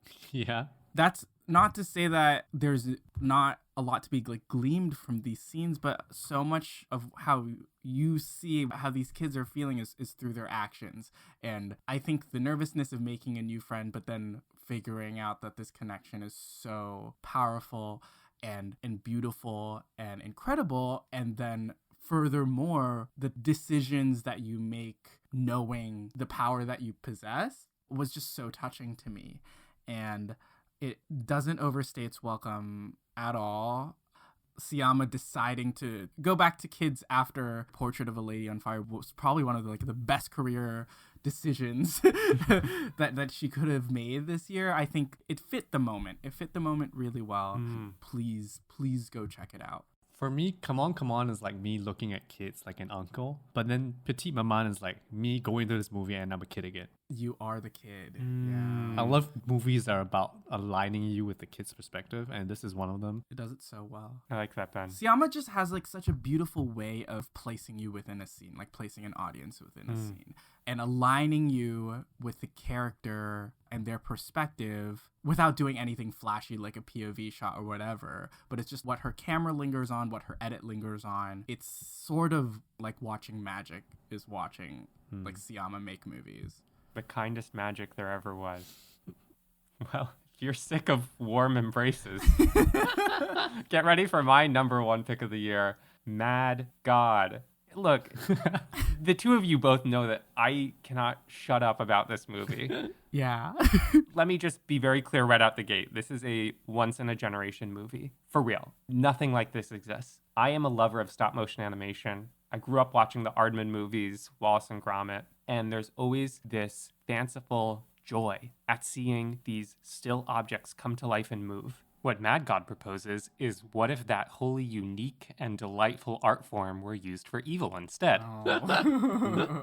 So Mad God is the magnum opus of special visual effects master Phil Tippett, who's responsible for filmmaking revolutions in everything from Star Wars creatures to Jurassic Park, The Matrix Revolutions, Twilight. He specializes in these fantastic creatures. He's been making Mad God for 30 years. Damn. That's insane. No joke. It's stop motion put to the most unique use I've ever seen. Mad God is about a gas mask-clad soldier who journeys into a hellish landscape of abject cruelty and witnesses depravity at a scale and depth not yet put to film in this way. Wow. Stop motion is delightful because of the tactility of it. But here he puts it to the most profane and unholy depictions and creatures and acts I've seen. But because it's masterful stop motion, it retains that tiny wonder that stop motion always has. It's miraculous and sacrilegious all at once. It's deeply cynical, and it feels like it has a pretty firm grip on the American way. It is perfectly terrible. That sounds incredible. It's Antichrist in a movie. It's crazy. And I'm not talking about Antichrist by Lars von Trier. I'm like surprised. I wouldn't have pegged you for someone to put a movie like this as your number one of the year. I'm kind of surprised. Sort of deranged, Eli. You're in your deranged era. I know. His late face. Oh no. Late Your Eli. late face. I'm marking it right now. This is late phase. Maybe the main takeaway is that anything stop motion is the way to pierce my heart. But nothing like this exists. Okay, I'll watch it. Yes, I will. I will, Eli. Watch it. Tell me if I'm wrong. I'm worried that I'm like showing my card to be like a little bit of a sicko. Oh, I already knew that. No, it's okay. It's okay. We accept you for who you are, Eli. Oh, thanks, guys. Okay, so the last one. Last number one pick. And this has been the critically acclaimed, the critically loved, universally. This was the other Hamaguchi of the year, Drive My Car. Bong bong. Beep, beep, beep, beep. Yeah. Beep beep. Hong Kong. Beep, beep, get out me mom's car. Vroom, vroom. What the fuck do I say about this movie? I think, my God. 3 hours long. It is long. It is so long. It is like sort of like the opposite of Wheel of Fortune and fantasy. Yeah. But I was immediately sucked in. There's so much. There's really so much to talk about with this movie. How it explores sex, deceit, infidelity, pain, grief, making art. Like, I don't know. Like, I've seen this movie twice, and I think I've just barely scratched the surface. I don't even fucking know if I know what this movie is about in actuality, at its core. I don't think I understand everything this movie is trying to say to me, and even the core thing. But no movie took me as quickly and like held me for as long as this movie this year. There is so many things Hamaguchi is doing scene to scene that I love and appreciate, and the way that he like fixates on moments. Like, there's a scene in this movie where characters are having like a conversation, and then they're having dinner, and Hamaguchi just spends maybe like 4 minutes of that time to sort of like segue into a character petting a dog because one of the characters really wants to just pet the dog. And it's sort of inexplainable, these decisions that Hamaguchi makes in terms of framing, or what to cut to, or what to have these characters do in these scenes, that just feel so perfect and just work for that specific moment. And you can just think of every consecutive scene in this movie that there's just like these fucking special moments, one after the other, after the other, after the other. And I was just like, stop, man, like, stop, I'm gonna die, like, stop, you can't keep on doing this. But he kept on doing it until the end of the movie. And that's why I love Drive My Car. Wow. So Drive My Car is about I'm sorry. okay, it's about a theater actor slash director. His name is I just watched this 6 hours ago. I'm forgetting his name. Kafku. Kafku, yeah, and he is married to a woman named Otto. They have a relationship where after sex, she relates to him a story that she's thinking up in a trance-like state. Okay, so a very important relationship. But then this film is about grief and his relationship with a driver that drives his car when he goes out to stage Uncle Vanya in a town in Hiroshima, which is far away from where he lives, which is in Tokyo, and how he and this driver form a mutual bond as they process their different kinds of grief. I just rewatched this 6 hours ago because I really wanted to think about how I think about this movie, because I watched it in the theaters and I was like, this is so watchable, but like I'm not sure what the fuck this is. Yeah. Like what is it about? But it's so watchable, and I can tell you after watching it again, this is the most watchable 3-hour film ever. Especially for a 3-hour film that's a dialogue-driven film. And Yeah. I wouldn't say this is the reverse of Wheel of Fortune. This is an expansion of Wheel of Fortune. Because in Wheel of Fortune, you see how he can hold your attention for 40 minutes at a time with a lot of dialogue. Here, he's showing you 5 sections of 40 minutes each. Let me hold your attention for each of these sections using just dialogue. And I think he's a master at finding the cadence and rhythm of an interesting conversation. Yeah, and you sort of get a peek under the hood of how he does it through the way Kafuku Yes. does his rehearsals and the process of workshopping Uncle Vanya. Yeah, the most interesting part is that he spends so much time on the theatrical process of staging Uncle Vanya in this experimental format that he has, where he stages it such that all the actors who speak foreign languages speak their foreign language. And he literally shows you how does this guy stage this in rehearsal, like, cause how do you do that? And he answers that question, and then he shows you the final product. But it's crazy because he's using Uncle Vanya as a emotional parallel to what is happening with the story. And I think that's Right. maybe the most successful use of a different story to enhance your story without it feeling shoehorned in or like pretentious. It just kind of works. And I think there's something incredible about that, making me feel like I need to push this up my list. This is currently at number 10. Yeah. I do still think it's too long, and honestly, my least favorite parts of this are the most Murakami-esque of it. Like the part about the trance-like state of telling you a story post-sex is a bit like... Post-sex, yeah. Okay.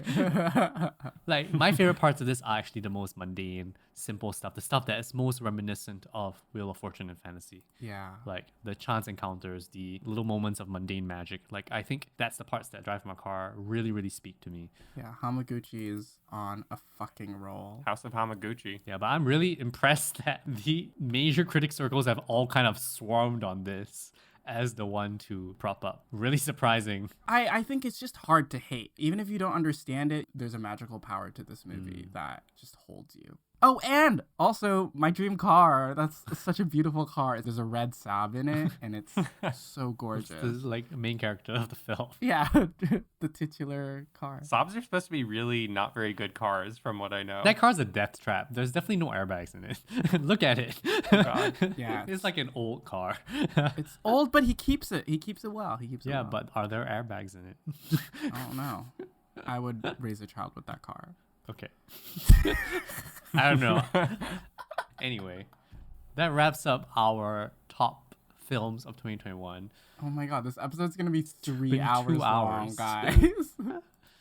We are gonna have a really, really brief discussion about the TV that we love this Not even a year. discussion.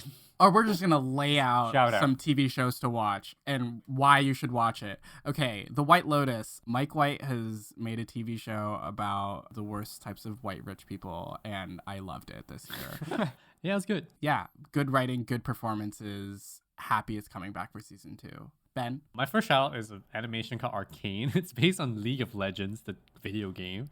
Weirdest recommendation for me, but this is a very good video game adaptation.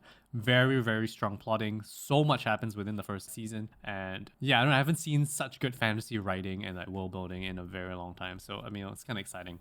That's Arcane. It's on Netflix. Handily, my favorite show of the year is Joe Parrot Talks With You, recommended to me by my friend Oren. It's about Joe, who's a soft-spoken Midwestern guy who loves the people around him, has very specific interests and joys that he wants to share with the viewer, and it is a show brimming with deep kindness and calm, very much in line with what you guys were saying about Petite Maman and Come On, Come On. Ben has this as his next one, but I also want to talk about this pick.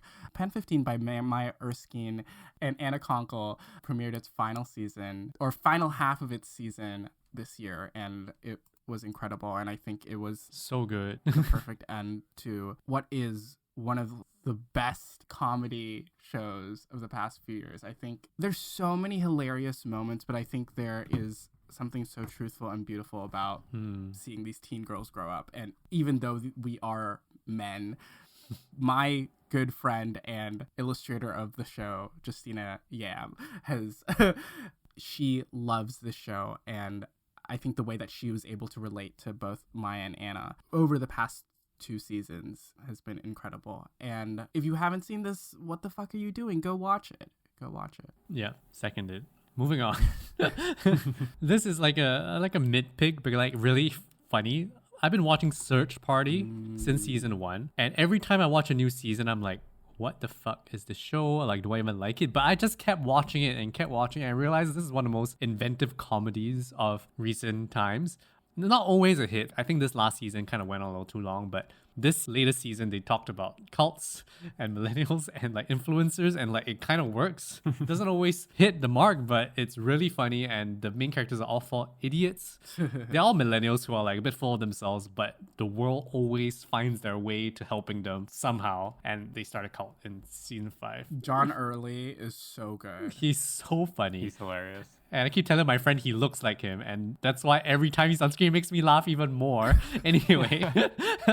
Anyway, also has a very quick guest spot from Joe Pera. So Oh, nice. he's a very, very like 2-minute guest appearance, but yeah. City of Ghosts on Netflix, again, is a delightful, very heartfelt kids show. It's about the Ghost Team, a group of elementary school age kids in Los Angeles who investigate their neighbors' interactions with the ghosts of people who have lived in Los Angeles neighborhoods. It's all about recognizing and honoring those who came before us in the spaces where we live. It's adorable. It's conscientious. I really love the animation style. It's an intelligent and empathetic way to introduce kids to the topics of gentrification and ethnic histories in the United States. Wow.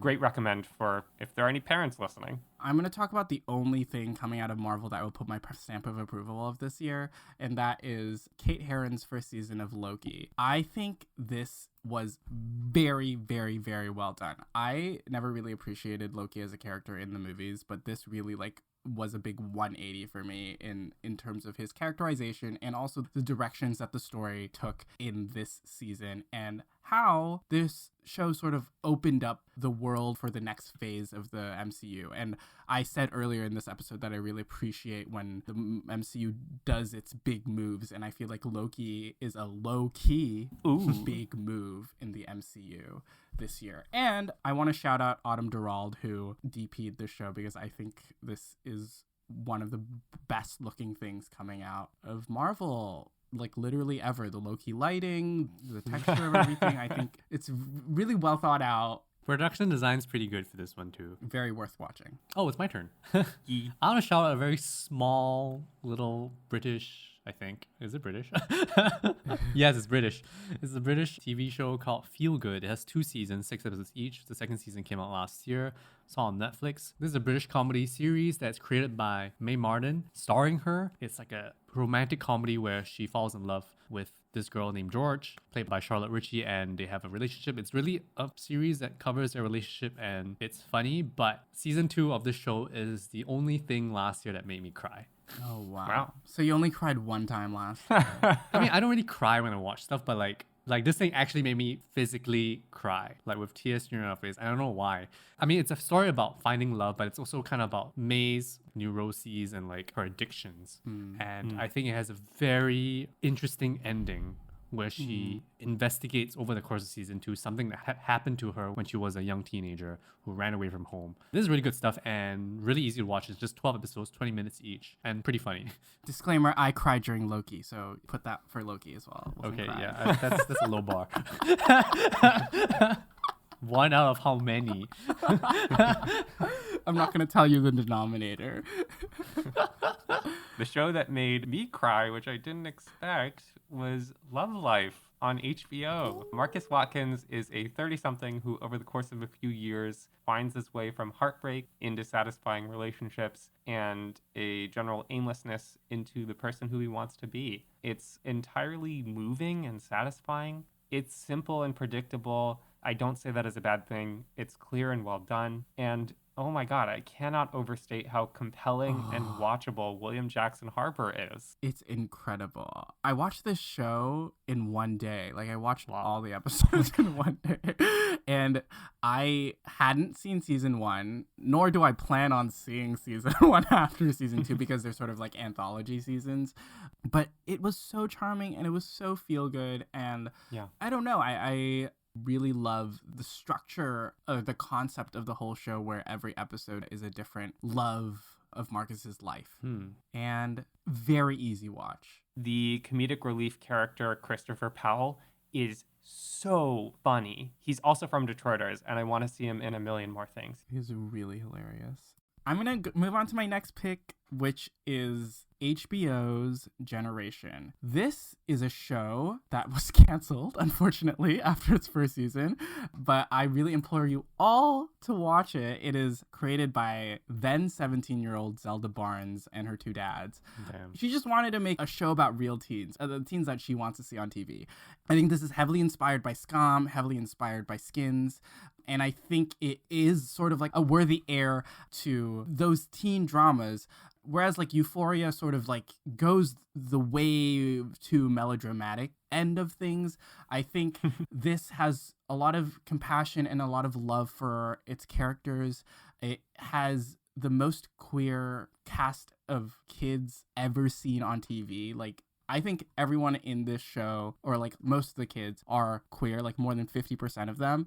And I think that is just really beautiful to see, and I think very reflective of the kids that we see today and that are growing up today. And also shout out to Andrew on previous guest of the pod who directed 2 of the best episodes of that season of TV.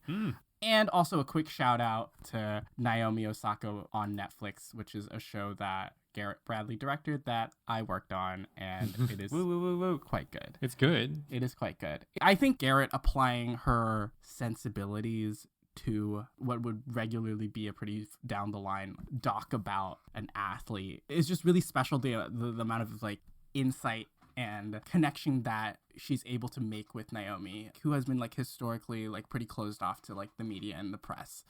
But I think you get a really good view of her life and her struggles as a number 1 tennis player in the world. And that's on Netflix. My next pick is Reservation Dogs, which was created by Sterling Harjo and Taika Waititi, but this is really Sterling Harjo's joint. It's about indigenous teenagers in rural Oklahoma, and the story begins with one of their friends dying, and it's somewhat about their grief, but it's a comedy, and it's really kind of a hangout show where they're gonna hang out and they're trying to get away and move to California, and they get up to some hijinks. It's funny and heartfelt and weird, and shout out to Zahn McClarnon, who plays Officer Big, and he's really funny. He's the guy who is in plenty of films as like the Native American character that is really serious, but here he gets to be funny, and he's really great in this. Playing kind of like a weird cop who is a bit of a goof. Okay. One of my favorite comedy shows that is very, very hit or miss for me, but when it hits, it's so good. Me too. I Think You Should Leave. Tim Robinson, another Detroiters alumnus. I will leave. Okay, bye. Please do. All I want to say is that it has one of my favorite sight gags ever, where Tim Robinson, who always plays these annoyed, aggro white guys, he is talking to someone, and when he's ready to end the conversation, he sees someone walking out a door at the very end of a long hallway, and he yells, "Hold the door, hold the door, hold the door," at them, and then proceeds to nod goodbye to the person he was talking to, and then turns and he walks so slowly down this long hallway after he's made someone wait to hold the door for him. It's so on the nose about everything that's terrible about people right now. It's so good. It made me laugh so hard. And Patty Harrison is so good in it as well. Shout out to So her. funny. My tables. My table. Okay, another comedy that we all, I think, really enjoyed this season was the other two on HBO Max. Oh, wow, on HBO Max. Wow, all these shows on HBO. There's something there. It stars Helene York and Drew Traver as two siblings of a pop superstar who is younger than them. The first season follows them as they come to terms with their brother's fame, and then the second season, their mom, played by Molly Shannon, gets a talk show, and the second season is about them coming to terms with their mom being really famous, with a lot of like sitcoms where you have like funny bits and then you have like a really like clear like emotional lesson or like a heartfelt beat at the end of it. And it feels really like tacked in at the end, usually for like, I'm thinking about like Modern Family or some other like just very normie shows. But with the other two, it has a very like simple, like heartfelt end to it, but I think it is so important, and I think it really like hits the heart in a really beautiful way. And I think the theme of Molly Shannon's character overworking herself the whole season struck an emotional chord with me in an otherwise really hilarious series, which I think is really awesome. I would say that heart ties in so well because the series is very unsparing about the cynicism of the entertainment industry. And this series is not just them coming to terms with their mom's success, but the two siblings really using their mom's success and their brother's success to their own gain. So when it comes back to the heart that reaffirms the bonds of their family, it is in contrast to the sometimes pretty gross ways in which the two siblings use their family to their own advantage. What I like about it is it kind of carries over from season one is that it's not afraid to make its main characters terrible. Yeah. When you first watched the first season, you were coming in expecting their brother Chase Dreams to be a Justin Bieber type that, you know, gets like his ego goes big and like you're expecting all these people to be terrible, but then the people who are the most terrible are actually these two main characters. And Chase Dreams is such a sweet little boy. Their mom is also such a sweet woman, and these two are terrible. That inversion of expectations really helps the comedy, and those two characters also form the emotional core of the series. And I like how it serializes despite being a sitcom and like has like an end goal for the season. And also shout out Streeter, who's the best character, because oh my god, cares about you, Streeter. Streeter. Himbo. Okay, Smiling Friends. Yes, Smiling Friends, the Adult Swim show that premiered this year about a company where the purpose of the company is to bring people happiness and make people smile, but it is cynical, it is messed up, balls off the wall crazy. It's hard to describe how wild this show goes, but also how consistently funny every scene is and the characters. To me, the big takeaway is the main characters work at this company where they have to make people smile. Cartoons of this ilk are supposed to make people smile, but the characters are put through some really horrible stuff. And it feels like it's actually about the horrors of being a cartoon character. Oh, it's so funny. It's a little sick, but it's funny. It is sick. It's rough for them, but I laugh through everything. I saw the first episode and I was like, fuck, yeah. And I didn't continue. Okay, last two shows, and they're both shows that we love. Yes.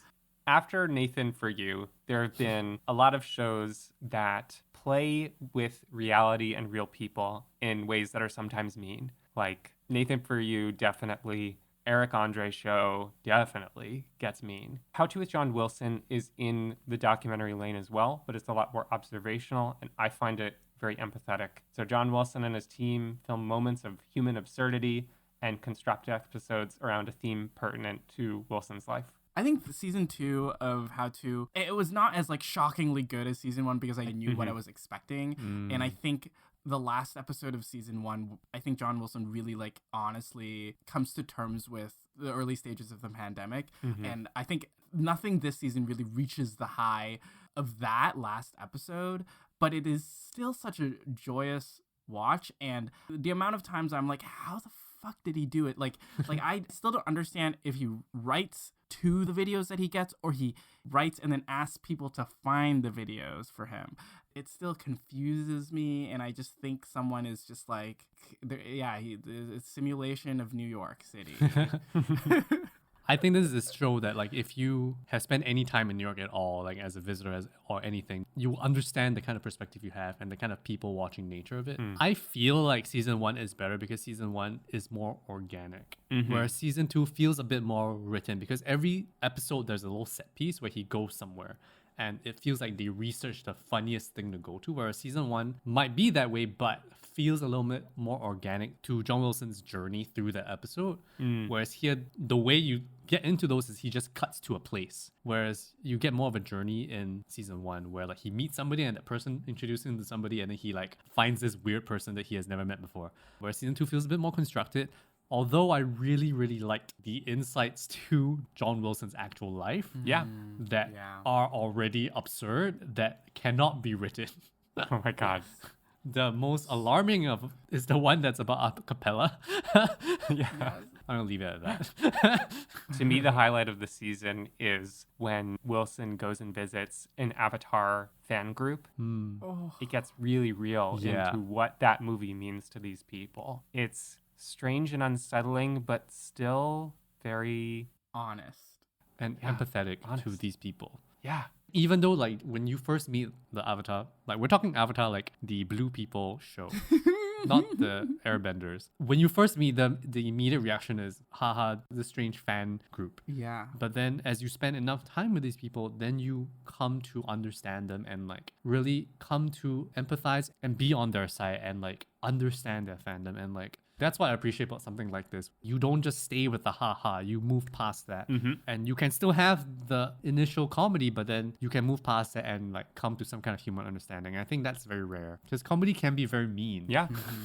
Speaking of mean, the last show that we're going to talk about is season 3 of Succession. This felt like a very different season, but I think they really needed that shift. They needed these characters to like jumble up a little bit more, and what resulted is I think one of the richest seasons of TV this year, or if not the richest season of TV.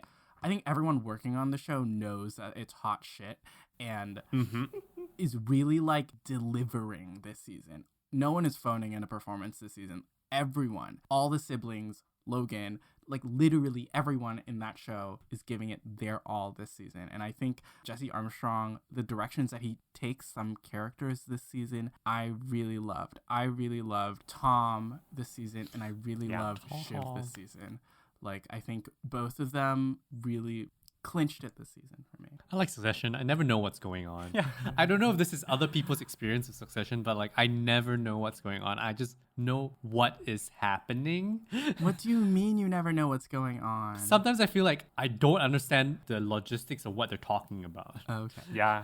I know the relationships and I know when big shit happens, but then when we're getting there, I'm like, yeah, I'm done. I don't know what this is. I don't know who's taking over what. I forget characters from previous seasons that they're all talking about. The first episode of Succession is like, oh, who's that guy? Oh, who's that guy? And I'm talking about, like, I don't know how they relate. Yeah, that's me, but it still works. And I think that's the charm of Succession. Although my kind of take on Succession is that it's like a weird thing where like they never show you the event. They always show you the consequence. Yeah, it's always aftermath. And I think that sometimes gives me whiplash. I'm like, I'm confused because I don't know what is the thing that's happening. Right. Because they go straight to consequence and then the fallout. That's what they're more interested in. But yeah, it's a good time. I started watching Succession this year. So I watched all 3 seasons this year. And maybe that's part of why I'm starting to feel a little tired of it. When I watch an episode, because there is all this information and moving parts, under the surface, it is soap opera-y to a certain extent. I don't say this derogatorily. That there are a lot of shifting alliances and hurt feelings and things moving back and forth. And on top of that, Season 3 is very purposefully about some wheel spinning, right? Kendall has broken open the case, he's blown the whistle, and now it's a slow and painful wind down to realizing that he can't really deliver on that. Yeah, that was rough. That was so rough to watch this season. It's rough, it's effective, it's doing what it wants to do. At the same time, I feel a little weary by the end of the third season. It's still insanely watchable. I agree. I feel like I've eaten too much by the end of the season. I can see that. Yeah. I think that's why it's tough when it's always consequence and you don't get to see the other thing or like the other side or like what's happening to the company. No one wins. Yeah, because you're always watching the same characters, which, I mean, that seems normal for a TV show, but you never see them not talking to each other. You never see them doing their other thing, like doing their job. Yeah. You know, I think that's the thing that makes it tiresome because you're just seeing the same people in the room in different configurations insulting each other. Like, that's why every episode of Succession looks the same because it's just the same people wearing the same shit talking to each other, right? Yeah, I can't tell you what happens this season, like episode 1 or 10. Like, honestly, like just people talking in rooms. But it's so juicy. That's so juicy. Yeah, I agree. I feel like it's like, as an actor, like you would kill Of to course. be on that show. Like that's, Yeah. I feel like they're just having so much fun with these characters. Yeah. This is a criticism that I heard about the show and it has kind of stuck in my ribs a little bit. Everyone has the same snappy, insulting way of talking. Right. And usually when every character talks the same way and it's that snappiness, it's not the most effective character dialogue writing, but it is also very snappy and fun. It's like the Sorkin critique. No. I mean, there's a little bit of a variation, I guess, with like the deliveries and stuff, but yeah. I mean, I think of Tom and like it's not really snappy, it's like weird. And like floral and like strange, especially when he talks to Greg. Oh my gosh. And Greg is the farthest from snappy. Greg is the farthest from snappy. That's true. Maybe it's all in the delivery. Yeah, maybe. But it's true, they maybe insult each other too much. If it is to be said, so it be. So it is. So it is, and so it is. That's TV for 2021. This is going to be a 3-hour episode. Oh gosh. Jesus Christ. We're trying to hit Okay. the runtime of Drive My Car. Yeah. Oh yeah, we are. We are. Okay. So guys, I think this was a really fruitful year for our movie and TV watching, and to bring in the new year of our movie watching and also deep cut, do we have any Revelations. we have any do we have any movie watching resolutions or things to expect from the podcast next year? This year. For me, in terms of film watching, I'm trying to watch fewer movies from the year. That's my resolution. I'm trying to do less. I mean, I would say I'm kind of disappointed with 2021. So I'm just trying to maybe pick the movies I want to watch this year and like actually just pick the ones that I'm interested in. I mean, I did kind of do that last year, but I think last year I hit more things that were like less important, I guess, to me, and I could have missed them. But it's always so difficult because you never know if the movie you pass over is amazing. Yeah. But I don't know. This is my new resolution. It's okay if I miss a good movie. Yeah. Because I'm just trying to watch more stuff from like older films and like deeper dives into like directors I don't know about. Me too. That's also what I'm going to try to do this year is watch less new releases, and I'm really going to try to make a dent in Wiseman and Obayashi. Those are the two directors that I'm saying right now that I'm going to try to make a really big dent in their filmographies. Like both of you, one of my takeaways from the year is don't trust the hype and trust the people who know you and know your taste and recommend you things. Some of my favorite things that I watched this year were because of recommendations from close friends, including both of you. And my 2021 movie watching was heavily stacked towards December and January. We're recording this at the very end of January. And I don't want to do that again. I got a little sick of movies by the end of it. So either to space it out a little bit more or to go further into the past, fill in some big gaps that I have in my movie watching knowledge. I haven't seen a Tarkovsky yet. That feels like a shameful admission that I'd like to change. Oh, I want to read more this year. Oh. I didn't read enough this year. I love reading. There's so many Don DeLillo adaptations coming out. I'm just starting to really get into reading Don DeLillo. I'm in White Noise right now. One of my favorite books of all time is his book, The Body Artist. So yeah, more reading, less watching. Nice. Oh, I don't read nice. enough. I don't read at all. We're turning deep cut into paper cut. I am very slowly getting through the first of the Neapolitan trilogy of the Ferrante quadrology. Not trilogy, it's quadrology. It's the one that My Brilliant Friend is based on, but I'm moving through it very wow. slowly. Well, that's another year. We've tied a very neat, tidy bow on 2021. Put it in the ground. What can listeners expect from Deep Cut in 2022? We will single-handedly end this pandemic. Oh, I am putting it That's right a here promise. right now. That is a promise to you, our listeners. We will eradicate this virus this year. nice. I think we've all chosen who we're going to be covering for season 3, right? I have not. Oh. I need to think about this, but I think we know what we're gonna start with. Oh, yes. Yeah, we're going to start with our big boy.